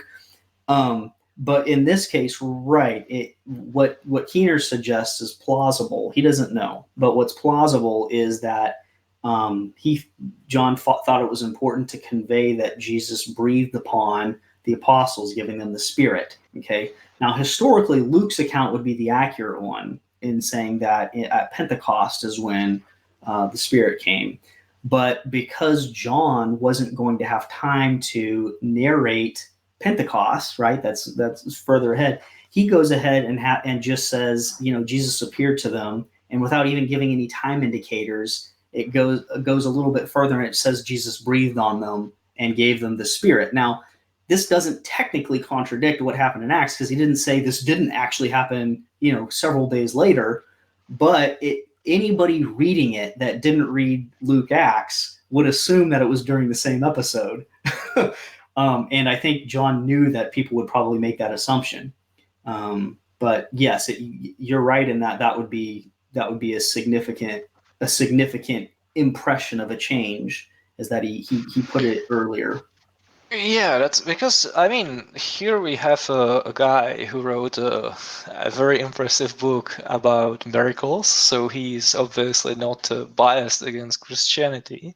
And it seems to me that when he's pursuing this literary devices theory, he's willing to go as far as claim that a camera sent back in time would not be able to record some of the post-resurrection appearances of Jesus, because the author of the gospel invented them.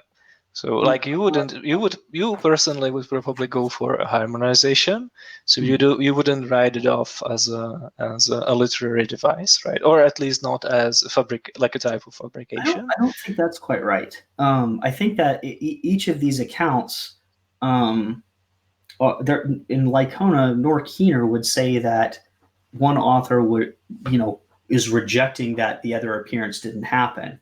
They all had different space on their scroll based on what they had written prior. They all had particular goals. Over the many years of detective work, we know that Luke was very concerned with this, and this, and Matthew, writing to this audience, was very concerned with this, and this. And you can even see passing references to appear, like in the Gospel of Mark.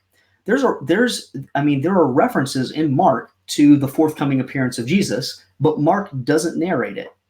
Okay, the gospel ends at the women seeing the empty tomb. Now, the early community all knew Jesus went on to appear afterwards, but it was not part of what Mark was aiming for.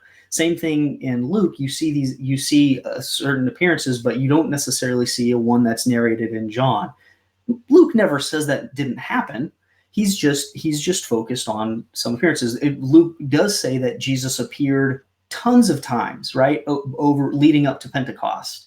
Not all of them are narrated. John himself says Jesus performed many miracles that he just didn't have time. All the books in the world couldn't hold.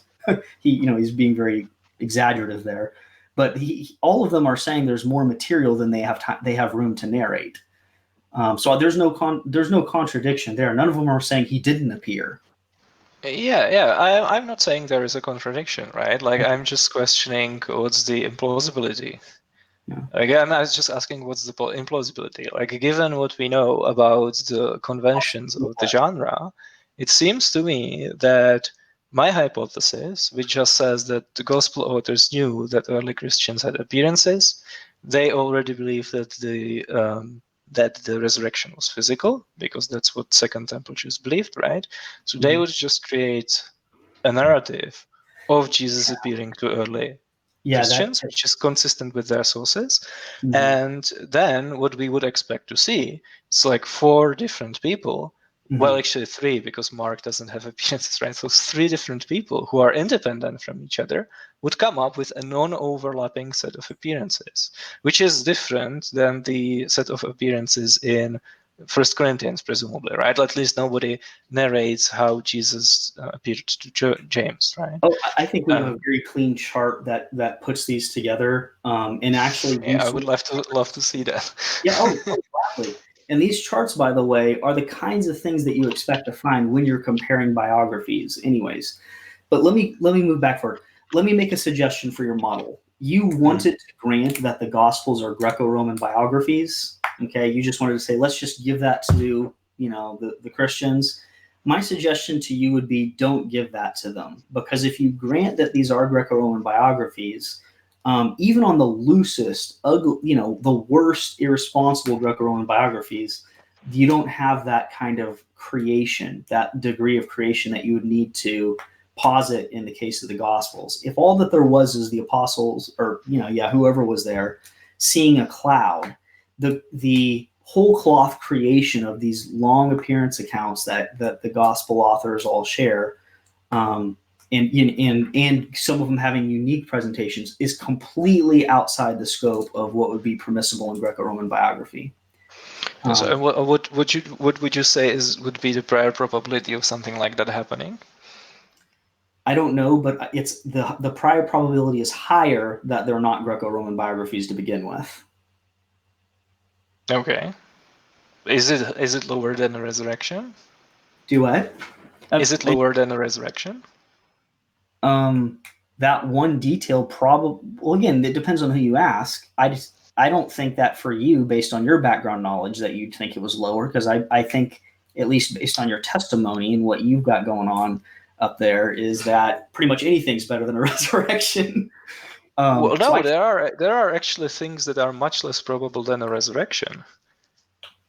Well, we're getting pretty extreme when we're talking about the hypotheses that have been strung together here. So I imagine the resurrection for you is the hypothesis that God would raise Jesus from the dead is incredibly, insanely low.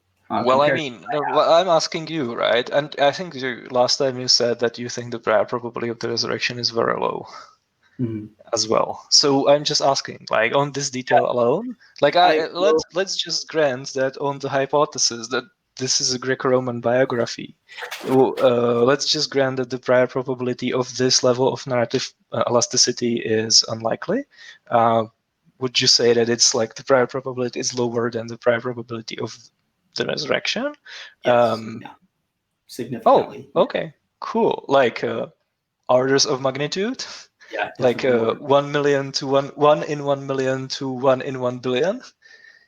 Yeah, I would put, there would be a lot of zeros in there. Yeah.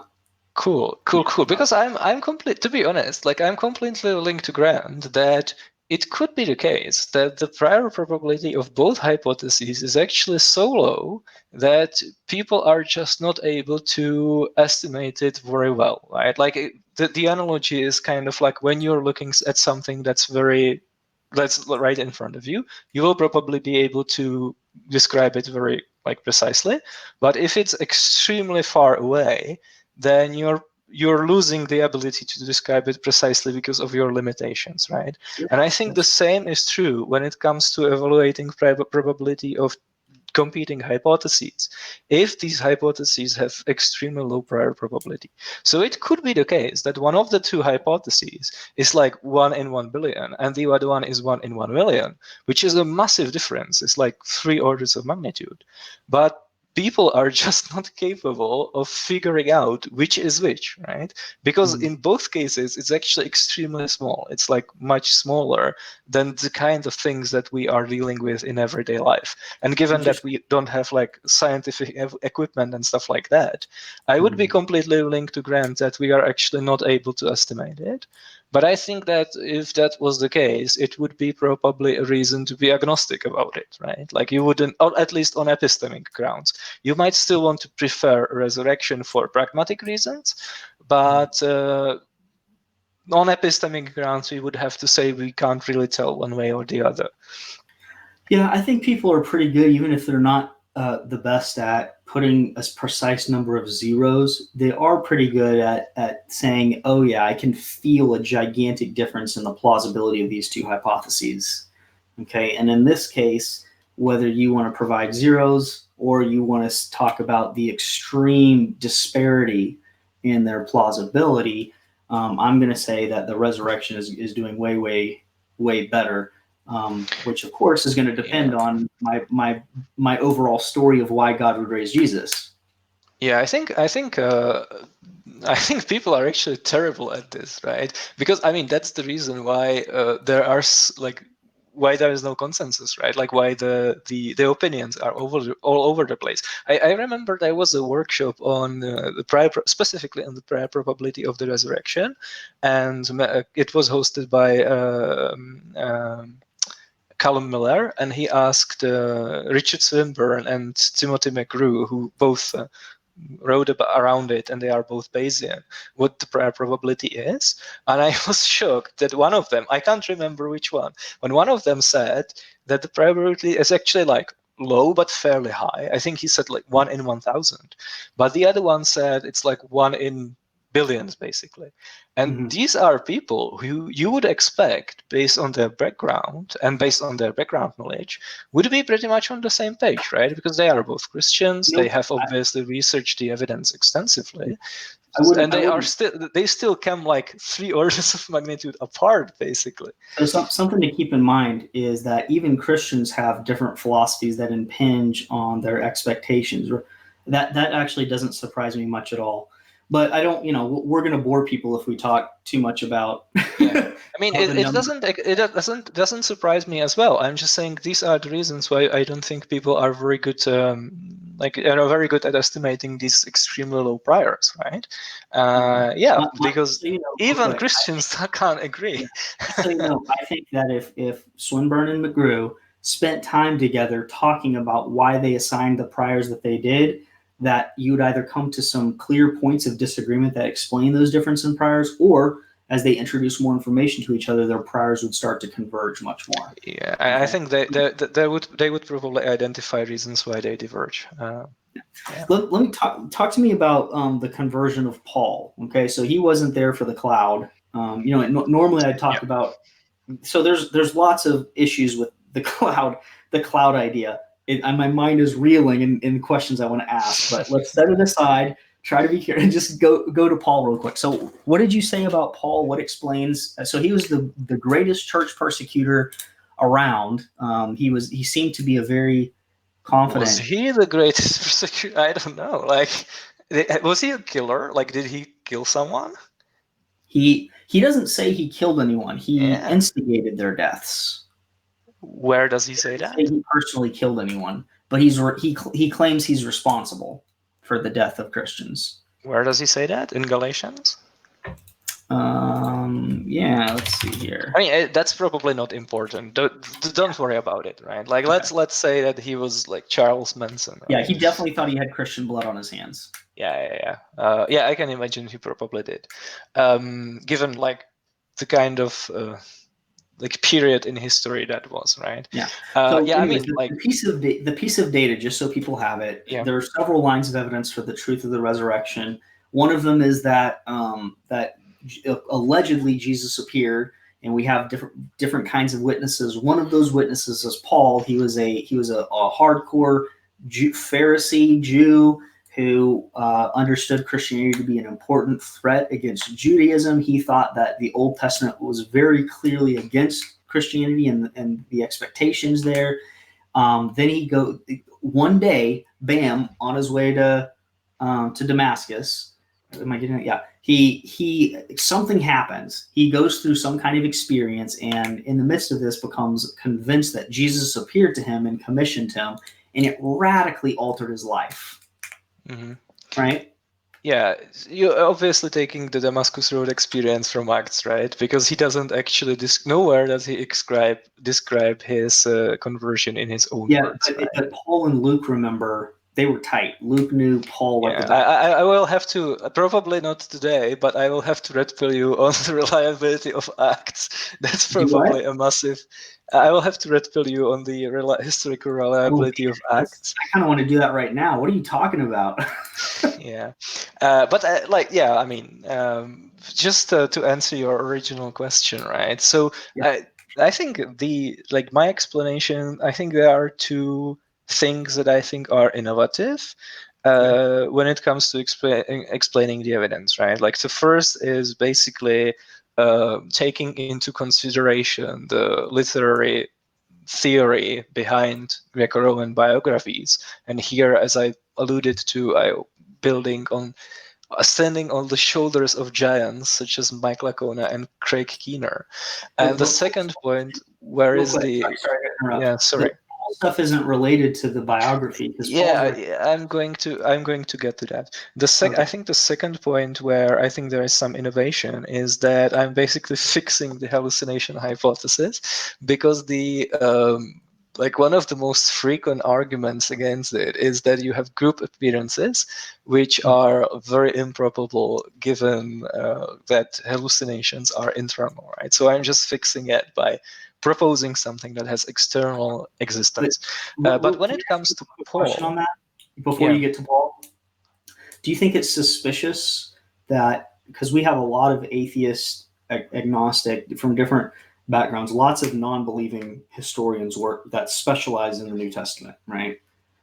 And what I'm curious about is why do you think it is that the hallucination hypothesis is the one that they all go to, if they found it plausible that they could look at a cloud and conclude it was Jesus? I think because nobody has thought about it before, to be honest. Okay, let me challenge you and say a ton has been published on trying to explain this data. Tons of books. It's a big, gigantic debate. Everybody who works in the field has some exposure to it. It's something that everybody's very interested in coming up with theories for. And to date, the one that really stands out is the hallucination hypothesis. That's the one that they are you aware of anyone who has proposed something like the Jesus-shaped cloud before in literature? Maybe it's there, but I've read 25 academic books on the case for Jesus' resurrection and countless articles. I can't recall off the top of my head anyone. Yeah, I mean, it could be a case that this is something new, right? Like new ideas sometimes pop up. Yeah, that's true. Here's the thing: if you're not, there's so much. What I've learned in getting in the historical Jesus studies is I go in thinking there's this much information, which is a lot, and I find out that there's a lifetime of publications and information out there, more than I can comprehend.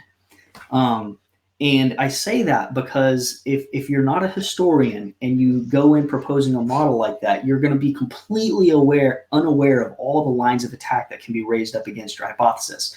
If you want to do the best way, if you want to try to find the best explanation, the best naturalistic explanation, look to the experts who aren't Christian and see, because they've thought a lot about trying to make sense of this data, because they're historians and they're trying to make sense of it, and there's so many people who are interested in it.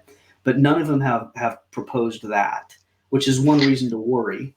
Yeah, I mean, this is if there is so much written about it, then you would kind of expect someone would propose it by now, right? So, or like if someone proposed it, we would know about it. So, given that so much has been written about it, and we don't know about anyone else proposing it, it's probably because no one has, right?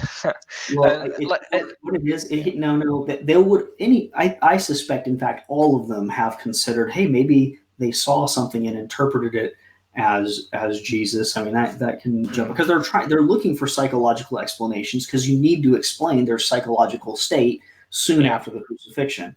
But they see problems with bigger plausibility problems than the problems associated with general hallucination. They would rather appeal to hallucination than misinterpreting a cloud. Yeah. So I mean, that's an interesting hypothesis, right? So we would have to actually check whether it's true, right? Like we would have to ask a couple of people who have written about this before and ask them, like, have you thought about this? And maybe they are going to say yes, and these are the problems. Maybe they are going to say that's actually a great idea. I think you're underestimating how much work has been done in trying to come up with an explanation. Yeah, sure. So I mean, let's get back on track, right? So let's talk about Paul. We're trying to explain Paul. Yeah, so what I just wanted to say is that, like, I think my explanation has like two major innovations, basically, but none of them, as you pointed out, are related to Paul. So when it comes to Paul, I'm just like very old school. So I'll just rely on what has been done before, which is basically a delusion induced by grief over the atrocities that he committed. And I mean, Mike Lacona said it the best. If there was only one guy who hallucinated, then the hallucination would be more probable. So I just have one guy, and I don't see the problem. Sorry, I'm not going to grant the thing that Lacona said, because I have no clue the context or why he said that. I'm going to we're Facebook friends, so I'll ask him what's going on there. But there's something underneath that makes me want to go a little bit deeper. But tell me the theory. I mean, so just so you know, maybe this is what you want to do. There is a similar idea floating around right now. So Gerd Ludemann published an idea that I think Goulder has endorsed, and Richard Carrier, the internet atheist / historian, has taken it up himself. It's not a grief. They say he's like a schizotypal or something like that, right? Only Carrier says that.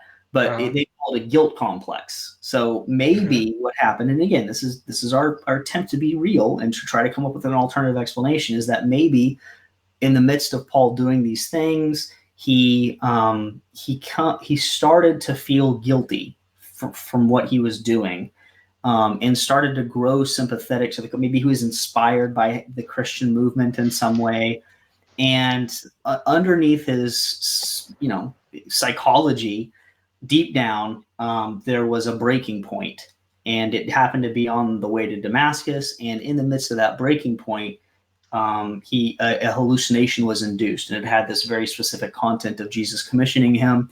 And he was so confident in that experience that it changed the rest of his life. And he became Christianity's greatest persecutor to its greatest advocate. Okay, that's the model, and you're not alone in proposing that. That actually is out there. There are problems with this, though, as you might expect. All the textual data we have says that Paul was actually super confident in his persecution of Christians. We see him boasting about how he was advancing in Judaism. He was a Pharisee. He would not be allowed. I mean, he understood the Old Testament. He was an expert in it. You can see that in his writings, and he was a trained Pharisee. And if this contradicted the understanding he had of what the Messiah would be, I mean, a feeling guilty just isn't going to do that type of thing. You're going to have to address the Old Testament text that had him convinced. And usually psychology works the other way. We try to justify what we do rather than go through some psychotic, change like this. But I think this hypothesis highlights the challenge, because again, our Bayesian equation has two components: the plausibility of a resurrection and the plausibility of cloud hypothesis plus guilt-induced, conversion of Paul. Then we've got the hypothesis that Jesus wasn't buried. You're having to multiply the implausibility of each of these components in order to get your full explanation. And I think this highlights the power of the resurrection argument personally, because of how the lengths we have to go to explain the data. Does that make sense? Yeah, absolutely. Yeah, I mean, I completely agree. I just think that the kind of things that I'm invoking to explain the evidence individually and in conjunction are still like vastly more intrinsically probable than a resurrection, right? Because they are like very well attested and very well researched and nearly universal features of human psychology and literary theory. So yeah, it's not that difficult to come up with an explanation that's more probable if what you're up against is a resurrection, right? Yeah. And this is true even if Yahweh exists and resurrections are actually do occur occasionally. Hey, can I pay you a compliment? Yeah. You're the last time we had a discussion, we didn't focus on your theory. We focused on the plausibility of that God would raise Jesus, and you dove into part of belief map that I had that I just took for granted that, oh yeah, people are going to see this connection. They're going to see the relevance of this. And talking to you, because I know you're a really smart guy, and my thinking after that was, man, if Kamil doesn't see what I'm doing, I can't expect other people to see it. So after that, I spent the whole week redoing that part of belief map. I don't know if you saw it. So that now Not yet. it's because of your influence, Kamil, that belief map is different. If you go there right now, beliefmap.org, because of you, I've added a whole new section. Before there was only 1, 2, 3, 4, 5. I've added a whole sixth one to talk about what you were concerned with. So now it says step number 1, God exists. Step number 2, Jesus is a real historical figure. Step number 3, Jesus fits as God's sinless avatar envoy. Okay, that's kind of what we were talking about before.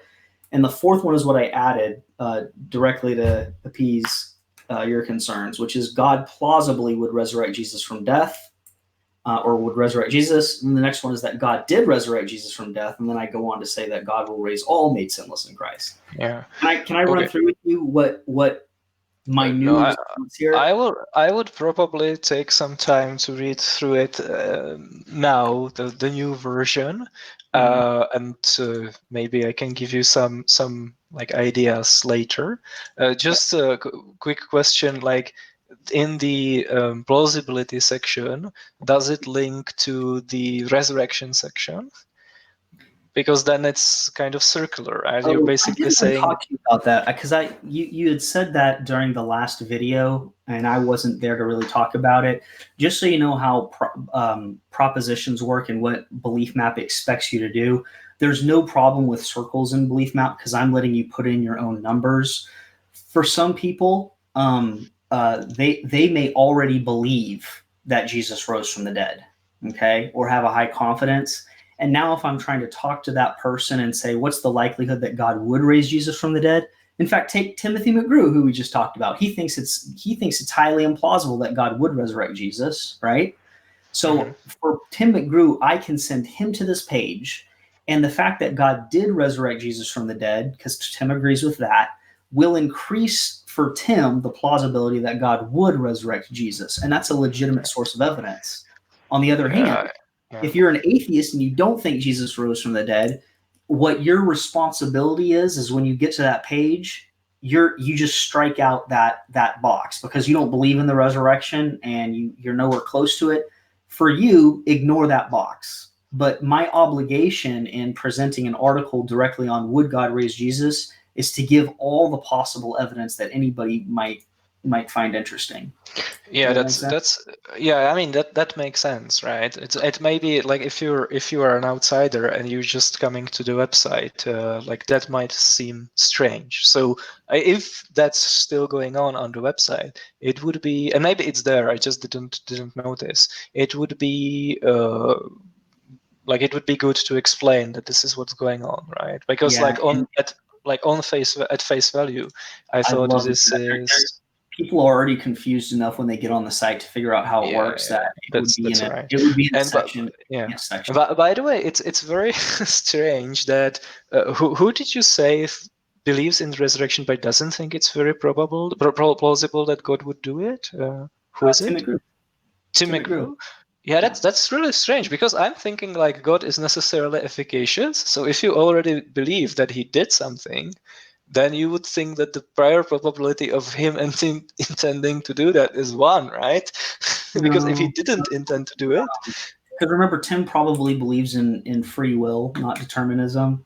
So what Tim's probably going to say is that in any given situation, like let's say you ask me to pick a number between 1 and 10, and let's suppose, which by the way I don't, that the number that I choose is freely chosen. I don't usually put that in the category, but let's say it is. Let's say it's a fact that I will go on and I will pick the number 9. Okay. Well, it can be the case that I have a slight propensity to pick each number. Maybe I have the highest propensity to pick 7, but because I chose freely, I landed on 10. Okay. Alternatively, you can say I was torn between each of the options, and then it's 1/10 for each one. I had a 10% chance to pick each number. So you can't say that I would pick the number 9. All you can say is that I plausibly would pick number 9. Okay. I mean, we don't probably have to spend too much time on that, because now I'm thinking, Richard Swinburne says that the prior probability of God even becoming incarnate, let alone like becoming incarnate in the person of Jesus specifically, as opposed to just anyone, right, is 1 in 2. Which is very interesting, because like if you find yourself existing in a possible world, then just flip a coin to find out if there is going to be an incarnation going on in that possible I'm not world. convinced by Swinburne's argumentation. Do you mind if I share with you some of the insights though about why God might raise Jesus from the dead? Well, I mean, it seems to me that we are kind of jumping all over the place. Also, Jack says that we are going over 2 hours, so I'm thinking we might call it a day and maybe talk again next time. Or I mean, if you want to send me back something in writing, or even like a reading list.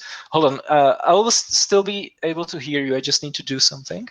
Okay, well, since you're up, and you can hear me, I'm going to go. I've got nothing else to talk about. I might as well. Well, hang on, Blake. We got a few questions from the live stream chat if you want to hear them. And Cool. answer Yeah. them. Okay. Yeah, I think for a lot of people, this is really, really interesting stuff. And for others, it's like, I was under the impression there'd be no math here today. Okay, but the first question is from me. And I like props.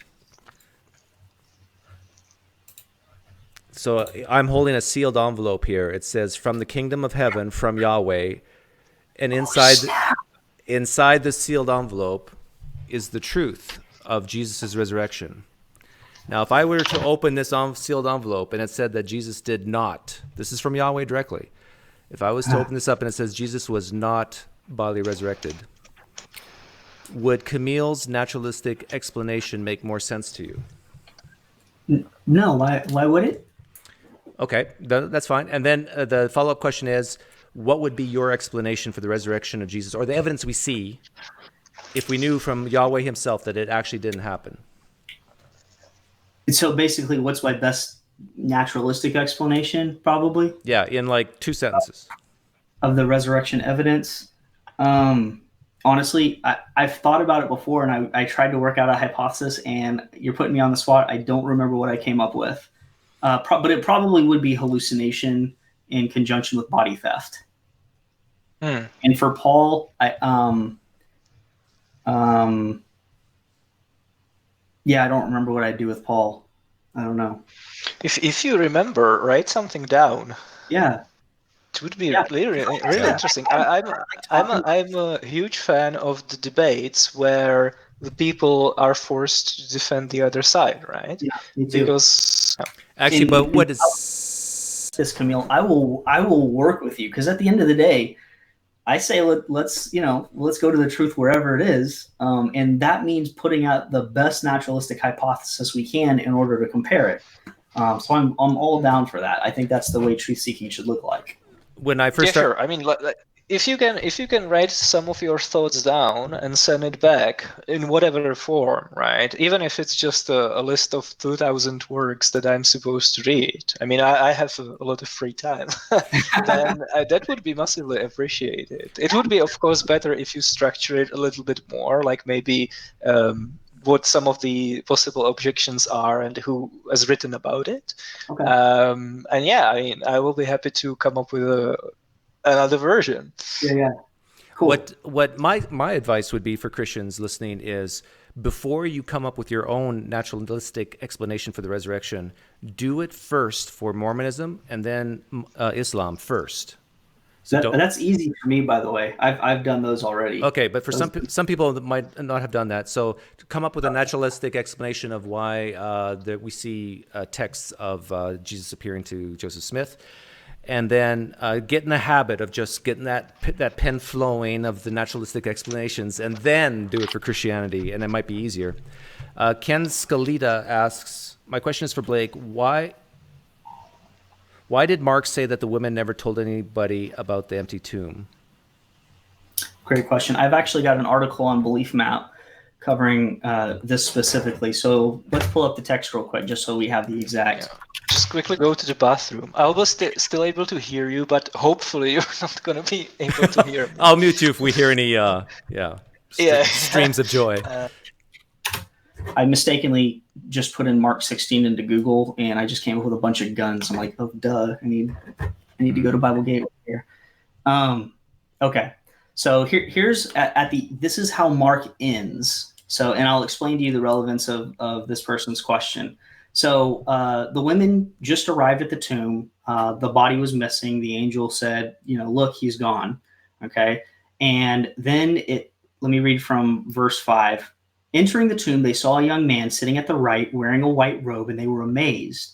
And he said to them, do not be amazed. You are looking here for Jesus the Nazarene, who has been crucified. He is risen. He is not here. Behold, here is the place where they laid him. But go, tell his disciples and Peter, quote, he is going ahead of you to Galilee. There you will see him, just as he told you. They, end quote. They went out and fled from the tomb, for trembling and astonishment had gripped them, and they said nothing to anyone, for they were afraid. So here's this creative objection that comes as a result of that. One explanation that had been proposed is, wait a second, Mark is trying to explain why Christians have not heard about the empty tomb yet. So suppose Mark was inventing the empty tomb story right now, and he wanted to get it past people. The natural question from all Christians would be, well, why haven't we heard about this before? And as I forget who the guy was put it, Mark's basic response here is, oh, women, they get afraid and they don't say anything. So anyways, that's why you haven't heard about this before. But if you examine the text, let me see if I can find the where it is on Belief Map so I can remember.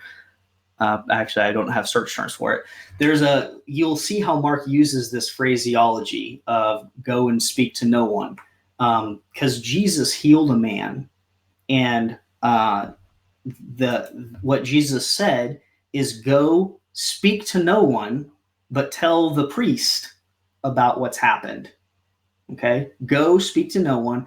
What it means by he went and spoke to no one was he didn't speak to people along the way. He had laser focus on where he was supposed to go.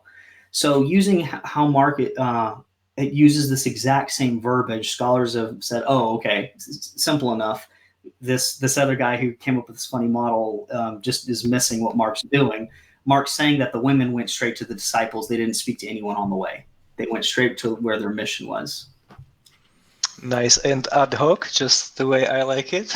I would say the other one's ad hoc for what it's worth. Paul, and that's how Mark uses the language itself, because we have the exact verbiage. I think Paul Andrews' question is maybe referring to plot holes in the story of the Gospels. Paul Andrews is asking, why would the women anoint a smelly body? Mm-hmm. Well, so the body wouldn't have been smelly by then. So this was during a time when it was extremely cold. You might remember John needing to go get warmed up by the fire. Very cold at this period. And that's what, that sucks to be crucified, but being crucified in the cold is bad too. But when Jesus was buried in the tomb, it would have been extremely cold. The body does not rot long. Not only is it cold, it's extremely dry. We'll find well-preserved corpses in Egypt where it's really dry, and it'll be years and years, and they're still relatively well preserved. So it was extremely dry in that area and extremely cold. There wouldn't have been rotting. Moreover, they would have gone to anoint the body just a couple of days later. The spices that were put on the body, right, help keep things not smelling too bad. So, and the women, that in their mentality, they're thinking that, well, this is the person we love. We're going to go, quote unquote, lay flowers down for this person, even if he smelled a little. He didn't, but it's not implausible that they'd go to do that just out of love. Yeah, I'm reminded, one gospel says that they went early in the morning and purchased spices. You think there were any stores open at that time? But anyhow, Boar Machine asks, there were people who believed that John the Baptist had been resurrected, well, especially Herod. Why couldn't they just produce the body of John the Baptist to show that this was wrong? Herod was crazy. Like literally, if you look at the history of Herod, he was mentally not well. I don't think that he was really putting much effort into that. Nobody cared to prove anything to Herod. I think you are confusing your Herods, because you are thinking Herod the Great, but this is Herod Antipas. Well, the Herods in general were pretty messed up all around.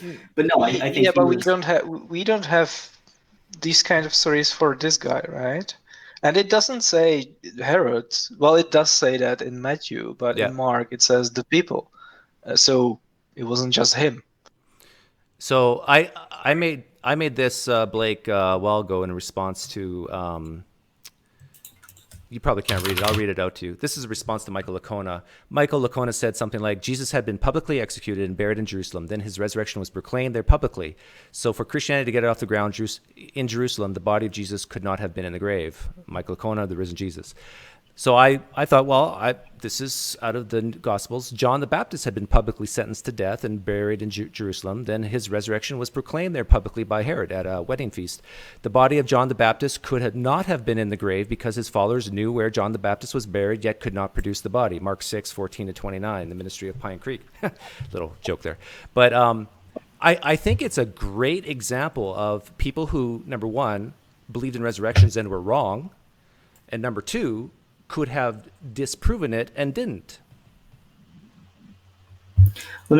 So I've got a lot of notes on this. I'm going to have to return to it and remember it, but this is a quote from Richard Swinburne. I'm going to read it without even knowing what I'm about to read, but I assume it's going to be relevant. He says, 2 passages which are cited to suggest that belief in resurrection does not require an empty tomb are Mark 16, and gives more details, blah, blah, blah. And the first passage, Herod Antipas, hearing of Jesus, fears that he is John the Baptist who has been raised from the dead, yet he is not reported as making an effort to check the tomb. This is supposed to show that whether the body is still in their tomb is irrelevant to whether someone has been raised. However, the passage recounts just the wild musings of one guilt-ridden man. Others had other views of who Jesus was. It was not greatly important for Herod whether this musing was correct. What mattered to him is that he was guilty in respect of John the Baptist's death, and that someone else was uncannily like him. Herod may well have checked the tomb if he knew where it was, but Mark may not have known of it, nor would it have been greatly important for the story if he had. William Lane Craig says, so far as I can tell, all we get from our skeptical respondents in answer to this problem and Goulder's remark about Peter's, this is something else. NT Wright has something to say that I can read, and I've got a big quote here. Yeah, I personally don't think this is a very good point, because, the objection that the body could have been produced, because, if you want to explain it, you can always say that, the body actually was produced, and that's why there isn't a religion built around John the Baptist, right? Well, there actually is. There is. Are called the Mandeans. but but they are not as big as Christians, at least About now. resurrection. But interesting. It's interesting enough, Kamil. Like when you said, someone could have actually produced the body of John the Baptist and yet not have reported it. I saw Blake's head nodding yes, and that could still be the case for Jesus as well. No, because this was a gigantic movement, in which case there would be a lot of interest in that debate about Christianity. Nobody cared about what Herod thought. So it was a very isolated, disinteresting situation. Nobody would talk about it. I just want to clarify again that in the text it says explicitly says that it wasn't just Herod. You can always explain it away, right? It's of course ad hoc because we don't know that he went to check the body, but it's definitely ad hoc to say that. And I always get, or not always, sometimes people say that's an argument from silence, Doug. But it seems like when I hear Christians do it, well, we don't know if anybody checked the tomb of John the Baptist. It doesn't say. It's like, argument from silence. How come you get to use it? From silences, but go ahead. Okay, but anyhow, David B22585 asks, if some series of natural events occurred which resulted in large numbers of people mistakenly believing in a miracle, would we expect those events to have a high probability? I don't know if I understand that question. I was a little lost too. If some series of natural events occurred which resulted in a large number of people mistakenly believing in a miracle, would we expect those events to have a high probability? Oh, I think I understand what he's saying. He's saying that couldn't some natural things happen in sequence, the completely natural, but people mistakenly believe it's a miracle? Would we expect those events to have a high probability? Yes, is my answer. Well, forget it. Next question. Sorry. Can a person make a good guess with explicit details about the future that comes true eventually and not be divinely inspired? Oh, I think this question's from Karud Nightwolf. He's asking, so let's say Jesus actually predicted the destruction of the temple, for example. I think his question is, well, couldn't anyone who's just a human being make a prediction like that because maybe the writing was on the wall? I mean, anyone could. It is interesting that prophecy came true, and prophecy was obviously given decades before the temple was destroyed. But everybody's got to assess that on their own. I would say it's possible. It's just probably fulfilled prophecies, maybe a little bit better of an explanation. Could be wishful thinking, right? Because the temple had been destroyed before once. But now you're under Roman rule, and the idea of being attacked, and because Herod commissioned this, and Herod was in cohorts with Rome, and it was a very secure thing. You would not expect the temple to be destroyed. That is a risky prediction for sure. Question from Brent Kalar. How would you quantify the probability of your hypotheses on the one hand and your opponents? So in other words, Kamil, your hypothesis of the cloud, Jesus in the clouds, 1 in what? I think, that's a good question. I think it's extremely low. I think it's definitely much more probably false than true. So which means you shouldn't believe it, right? You should believe things that are more probably true than false. I just think that it's at least as probable as the resurrection. Okay. How about you, Kamil? Blake? Yeah, let me take this opportunity to say that even though Kamil and I use numbers and say 0001, I think we're both in agreement that the ability to pick out a specific number is terrible, usually. As Bayesians, what Kamil and I are advocating is basically more of a mathematical representation of inference to the best explanation. Instead of saying, talking about plausibility, we talk about prior probability. It's the same thing. And so if we sound fancy, we're not. You could learn the same stuff in 10 minutes if we had time to explain it. We just like the language because it's more precise. And I don't claim to, except in very special situations, being able to have a specific number. We just say way less probable than this usually. And there are several zeros. It's very unlikely. So in terms of specific numbers, I couldn't give one to you, to be honest. I wish I could. But you think it's more probably true than false, right? You don't think it's like because there could be it's very often the case that we have just so many different hypotheses, and they partition the probability space so that neither of them is more probably true than false, right? But presumably you don't think this is the case. You probably think that the resurrection of hypothesis is more probably true than false, and it's every other hypothesis takes up only a very small proportion of the probability space. Are we talking about the prior probability, or are we talking about the posterior? Oh, the posterior. Okay, I'm much better than that because that's more okay. I would say the posterior is 90.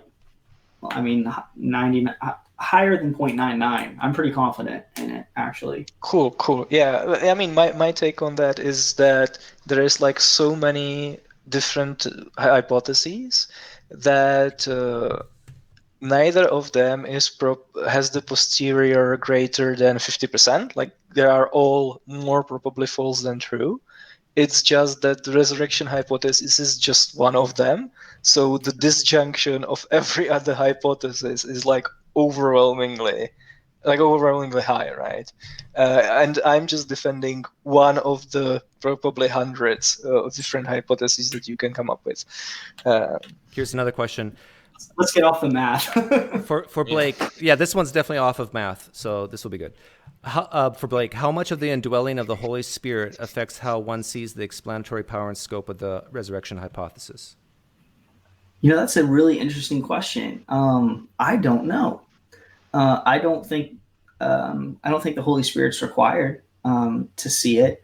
But yeah, that's interesting. I have honestly no idea. I know one hypothesis about the Holy Spirit's interaction with people is that the Holy Spirit helps uncloud bad thinking. So if someone is thinking poorly, one way that the Holy Spirit interacts is helping to clear thinking. In this case, if the person encountered good evidence, it would help them see that better. But long story short, I have no idea. That's a really interesting question.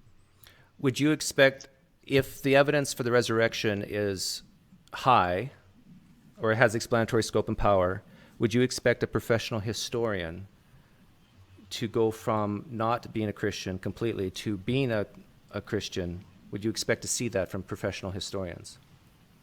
If they came to believe that God existed with some confidence, and that Jesus is a real, all historians believe Jesus is a real historical figure that are working and have the relevant background.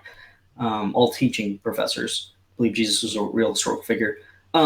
And finally, the thing that Kamil and I talked about is a really big neglected question: is how plausible is it that God would raise Jesus? I think this is the stickler for a lot of people, and because look around, how many people does God raise from the dead? And a lot of people, even biblical experts who believe in God, they're not willing to posit a miracle in this case because they might think that Jesus isn't relevantly different from other people. And I would have to spend time with them introducing a lot of philosophy and a lot of stuff that maybe they hadn't encountered before. But do you think there are professional historians out there who know more than you do, so you don't have to spend any time with them because they could teach you? They're not Christian. They have honestly, reasonably, humbly looked at the evidence for the resurrection and concluded, no, this is not more likely than not. There's tons of on. In fact, I assume all of them are honest, but I think that they have bad philosophy that is causing the resurrection hypothesis to be so implausible, to have a low prior probability. All of them? That great, yes. That if phenomenal evidence even isn't going to help them because they think the hypothesis is absurd.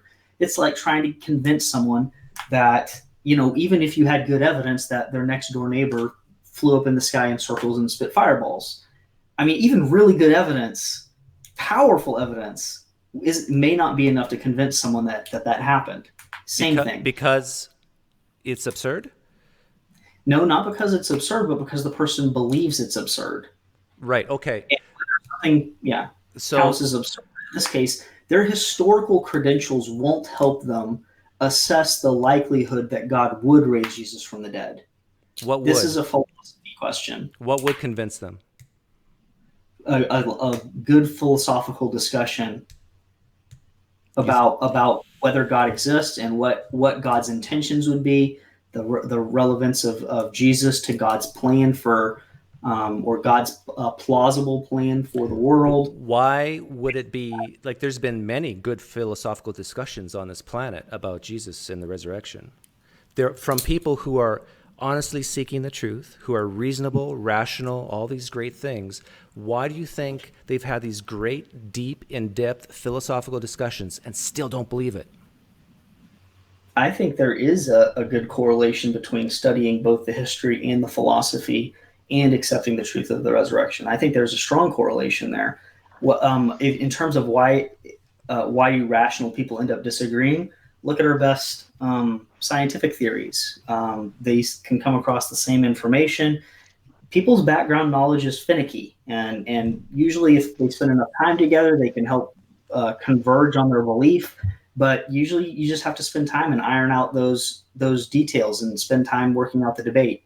And my assumption would be that I do think that for most any historian, non-Christian historian who doesn't believe in the resurrection, I think, and I don't want to sound arrogant, but I think that I would have really important things to say that could help at least modify those numbers for them.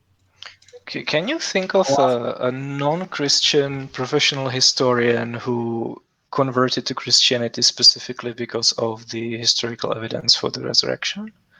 Sorry? Can you think of a non-Christian professional historian who converted to Christianity specifically because of the arguments for the resurrection of Jesus? Converted to Christianity, but believes that Jesus rose from the dead. Yeah, Giza Vermes, who I quoted earlier today, is a Jewish scholar, and he published a whole book on his research finding.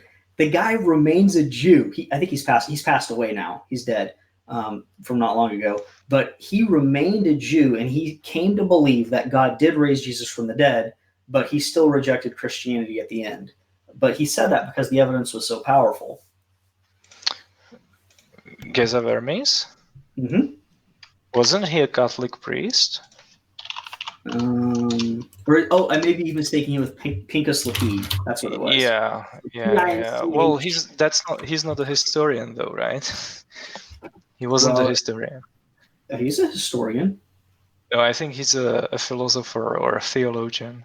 No, if you get a theology degree, I went to Moody Bible Institute. A theology degree and a biblical studies degree are go hand in hand. They have almost all the same classes, just a few differences. So Pincus Lapide, he was an expert. Sorry. He was. I think the big issue, and again, this is something that Mike Lacona very correctly points out, is that he says that a vast majority of New Testament scholars don't actually have any formal training on how to investigate the past. And he, for example, found out that virtually no institution offering higher education in biblical studies, even including the Ivy League ones, offers any courses on how to investigate the past. He found one exception on the Ivy League level, which I find extremely concerning, because if you go to ancient history and classics in general, like investigating classical history outside the Bible, then you find out that the most important thing is actually teaching the methodology, right? Apart from the languages. So I think I agree with him that this is the key difference in qualification between biblical studies and history in general. This is why there are so few Bayesians, for example. Just so you know, ironically, and you've heard Craig's debates, you've heard this pointed out before, and it is a fact. People who are specialists in the classics, who study history in that domain, are actually far less skeptical of the documents than New Testament historians are. There are historical, sociological reasons for why New Testament scholars have been especially skeptical of the historicity of the text, and it's only been recently in the new quests for the historical Jesus. We're on the third quest, moving to the fourth. so-called quest of the historical Jesus, that they've been coming back to how classicists are doing it. Yet in the meantime, you have to understand that if a classicist picks up a book by a New Testament historian, the argumentation is the exact same as what the classicist would use. The type of argumentation is the same. So that, because this isn't like when you say historical methodology, everybody uses the same historical methodology. The same types of arguments are in all fields. It's not, I mean, everybody recognizes a good argument. The kinds that you and I have been talking about today, people can hear and they can understand it just fine. Yeah, I mean, it's interesting that, like, if it's the case that New Testament scholars are just so much more skeptical than the classical historians, why is it that there are so many Christians among New Testament scholars, right? Well, So it's probably because the evidence is so good. Those Christians would come to the text with skepticism, even because you can believe that Jesus rose from the dead and still be skeptical about the sources being. You can be skeptical about how accurate all the details are. As you mentioned before, you've got the so-called minimal facts type argumentation. So you can agree on some core features while still thinking the texts are generally unreliable. That day is gone. Nowadays, they recognize the texts as Greco-Roman biographies. They lament the period before when this, under Rudolf Bultmann on these guys, that they tried to get away from that. They tried to theologize the texts. But no, I mean, nowadays, Greco-Roman biographies through and through. I was listening to Tyler Vela the other day, and also it starts with A, some Christian philosopher, and they both, I think, admitted that it was their belief. The reason why they believe is in two parts. One is the vertical relationship they have through the indwelling of the Holy Spirit, and the other was things like philosophy and history. And that's why the question I asked you earlier about how much of the indwelling of the Holy Spirit affects how one sees the evidence, that was my question. And I think that there's a lot of Christians who will watch this now or on the replay who are going to agree with what I'm about to say. That they'll disagree with you. It's not about having the proper philosophy. It's not about being a good historian. It's about having the indwelling of the Holy Spirit. If this is true, if Christianity is true, everything relies on the indwelling of the Holy Spirit to regenerate how you even see the evidence, how you even get a good philosophy, because it's the Holy Spirit that guides and leads to all truth.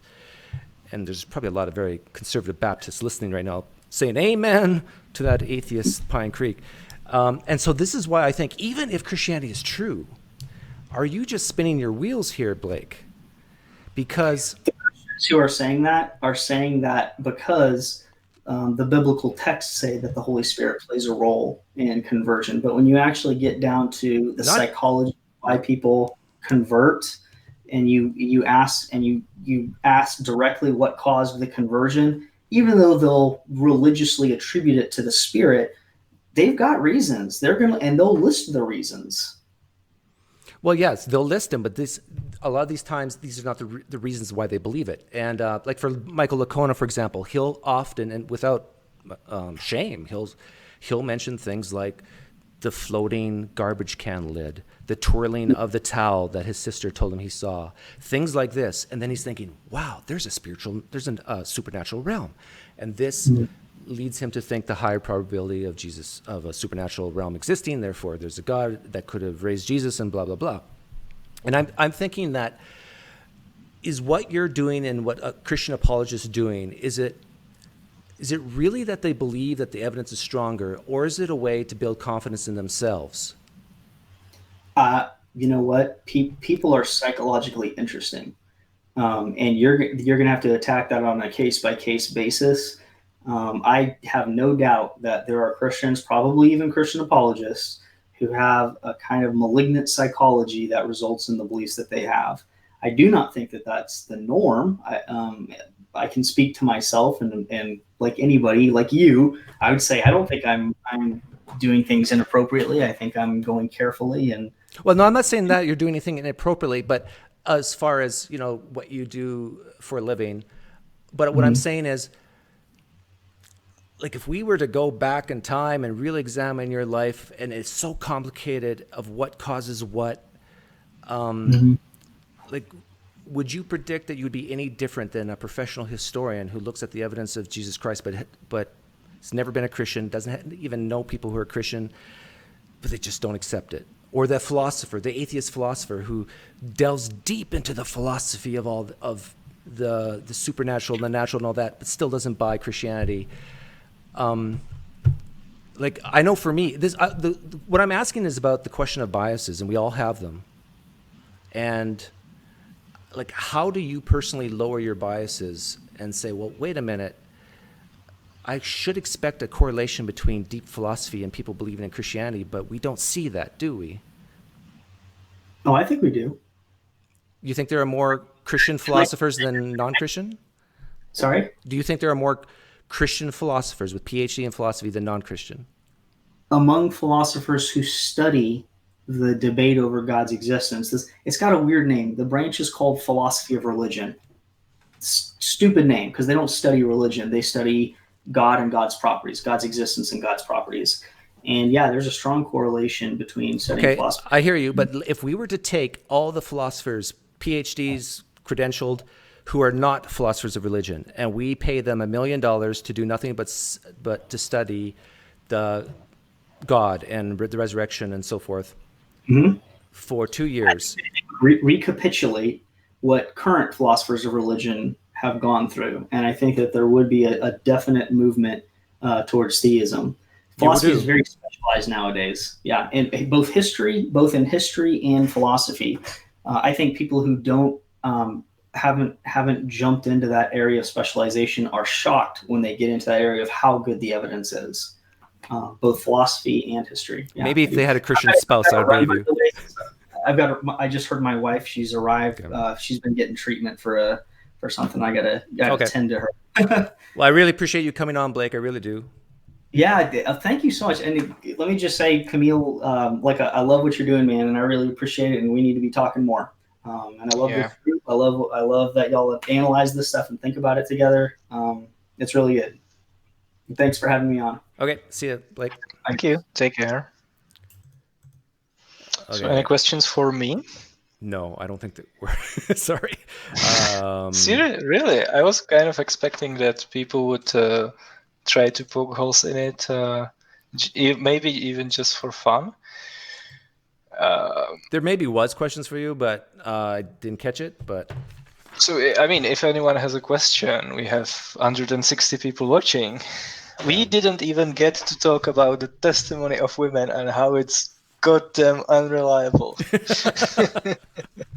Yeah. What do you think? What did I think? I think for most Christians watching, it was an interesting conversation, if I put myself in their shoes, but what you said is not going to impact them one bit. I think for the non-Christians listening, what Blake said is not going to impact them one bit. So it's one of those issues, what typically happens. I think like when you and Blake started getting deep into the discussion, the numbers dropped of how many people were watching. I was watching that. It was started. I think at the peak there was like 180 some people, and then when you guys started getting into the depths of it, people said, "This is just a story. Enough already," and then they leave, sort of thing. Yeah, and maybe it was probably because the video at that point was too long. Yeah, I mean, I agree that I don't expect to convince a lot of people, but if I get the conversation to a point when the Christian says, I think that the prior probability of the literary devices of Greco-Roman biography being used in this extent is lower than the prior probability of the resurrection, that's fine for me. Because at some point, it's going to be obvious that these are just two completely subjective opinions, and yet you cannot support any other arguments that will move it in either direction, right? This is fine. Like at some level, I'm just basically okay in undermining the confidence in the probability estimate, right? Because if the Christian agrees, yeah, we are just seeing the same thing differently, then I think that's already a win. Yeah. Was there a certain part where you thought you were the strongest in the discussion? I would probably have to rewatch it, but I really like how I'm deploying Lacuna and Keener against these kind of guys, because they are, of course, extremely conservative historians, right, or scholars. So I'm having fun with that. Otherwise, I'm not sure. I anticipated a lot of the stuff that he said. I thought he's going to say something like that. And I think a lot of the objections are really weak sauce, right? On one hand, it's yellow brick road apologetics, because he's basically attacking with things that my hypothesis can explain as basically not being historical. So, on my hypothesis, the objection doesn't stand because the data that the objection is built on, I think, doesn't exist. And then it's just speculative, right? We have no idea what was actually going on in Jerusalem, week after Jesus's crucifixion. And if someone tells you that he knows, he probably wants your money. You should be really careful about that. Yeah. And some of the things that he said, I think is just completely factually incorrect. If you're a Christian who came late and is listening right now, I think if you watch the first hour where I was questioning Kamil on his hypothesis, I think you're going to resonate more with how I talked to Kamil than how Blake did it. I really do think so, because I just basically kept repeating what Kamil was saying and saying, but it doesn't explain this, but it doesn't explain that. And it's very simple. And I think this is how a lot of Christians would actually talk to Kamil out on the street. Yeah, I mean, it's probably inside baseball, right? Because we both know so much about it, to be humble, that we are going to go after very specific points. Yeah, that's right. And then it gets complicated and esoteric right away. Yeah, it's very technical. Yeah. And I don't know, did you like what I said there at the end? Because I honestly think even what I said was scientific. The science is behind that this is an issue of bias, and we would expect, if the resurrection hypothesis had more explanatory power and scope, given all the evidence, that people who had nothing to do with Christianity, became a professional historian, would look at it and say, "Oh, I'm a Christian now." Or even people who are professional philosophers, not in religion, but philosophy in other areas, spend a year or two looking at the philosophy of religion or whatever. Do they become Christians? I don't think so. Yeah, I think it's probably generally true that the more probable a hypothesis is, the more likely it is that people will actually believe it, right? Yeah. So that's definitely true. There is one thing I have to say that I was very surprised about, because I predicted incorrectly that we are going to spend most of the time talking about the evidence. And I actually wanted to push kind of Blake into talking about prior probability, because I think that's the biggest weakness of the resurrection hypothesis, that it's just inherently very improbable. And that's why I started by asking him if what I'm saying just happened to be the case, would it explain the evidence? And I basically predicted that I will have to push him into agreeing with that, because then we can move to the prior probability. And he went to the prior probability himself. He actually specifically says that this is what he wants to discuss.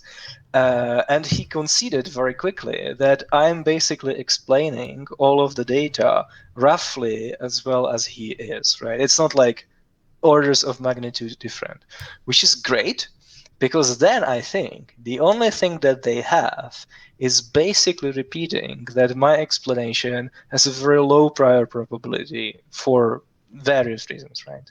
Which is awesome, because you have to remember that the thing that I'm coming up against is the resurrection hypothesis, which I think is like so low that it's floating above Fiji. That's very comfortable. Like, it's not difficult to argue against this, So right? Because what you're saying is that even though your the probability of your hypothesis is very, very, very low, theirs is just a little bit higher, but not much. In their minds. I think it's whatever they say about like how improbable it is that the body would not be produced, how improbable it is that Paul would have delusions because of his grief and stuff like that. I can just say, yeah, it's pretty improbable, but it's more probable than a resurrection, right? And then the way how you go about it is arguing that the resurrection has a very high prior probability, which I think is the weakest point of this whole thing, which is what we saw the last time, right? Like the best argument for thinking that the prior probability is high is basically saying that Jesus was a celebrity. Yeah, Jesus was a celebrity. He was in how did Braxton Hunter put it?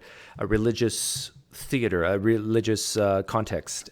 And which makes me doubt it even more, because it makes it more likely that people just became mistakenly convinced of something that they were already predisposed to believe. Like if someone from Denmark tells me someone was resurrected, I'm more likely to believe it than if it's someone from Ghana or Uganda, you know? Yeah, and John Loftus posted something the other day about apologetics and its growth, and I would expect that over the last 10 years, the number of apologetic books and conferences and videos and YouTube channels and so forth has grown a lot in the last 10 years, but it doesn't seem to help the fall and decline of Christianity. But they might say, well, it would have been way worse if it wasn't for the apologetics. Yeah, and also I'm predicting that by the end of the century there is going to be a massive resurgence of Christianity, and it will become extremely popular again because of climate change. Because that's going to like screw so many people over so badly that they will just have to be desperate, turn to religion. Yeah. That's like I think we are basically now living in the golden age. It's never going to be as good as it is now in terms of like how few people believe these kinds of things. Unfortunately. I disagree with you there.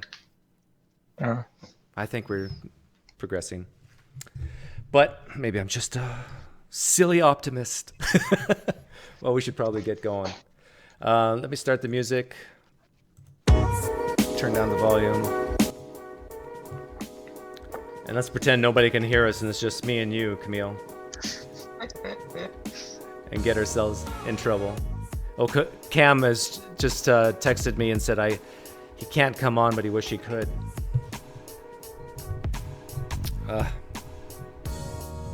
I do think that a lot of conservative Christians watching are going to agree with me that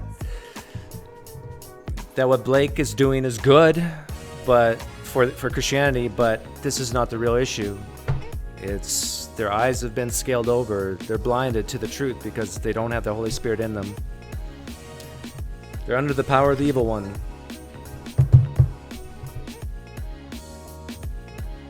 Christians don't like it when I bring this up because they know I'm right and they believe this stuff.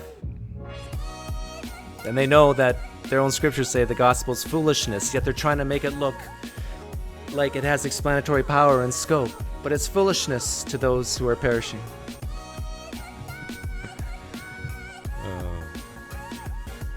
And as I said that, I read your t-shirt. Meh. Poof. Poof.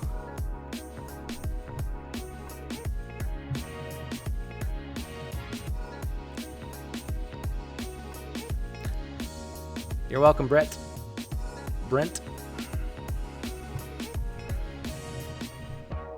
Thanks, guys, for hanging out today. I just want to make sure we get over 3 hours. We're not quite there yet. We're very close.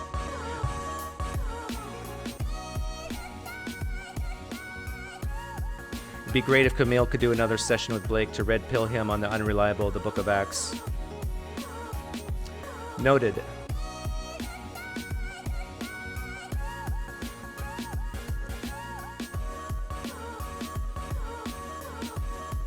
I agree with you, Raphael. But if Kamil and I lived in the days of Noah, this is what would happen to us.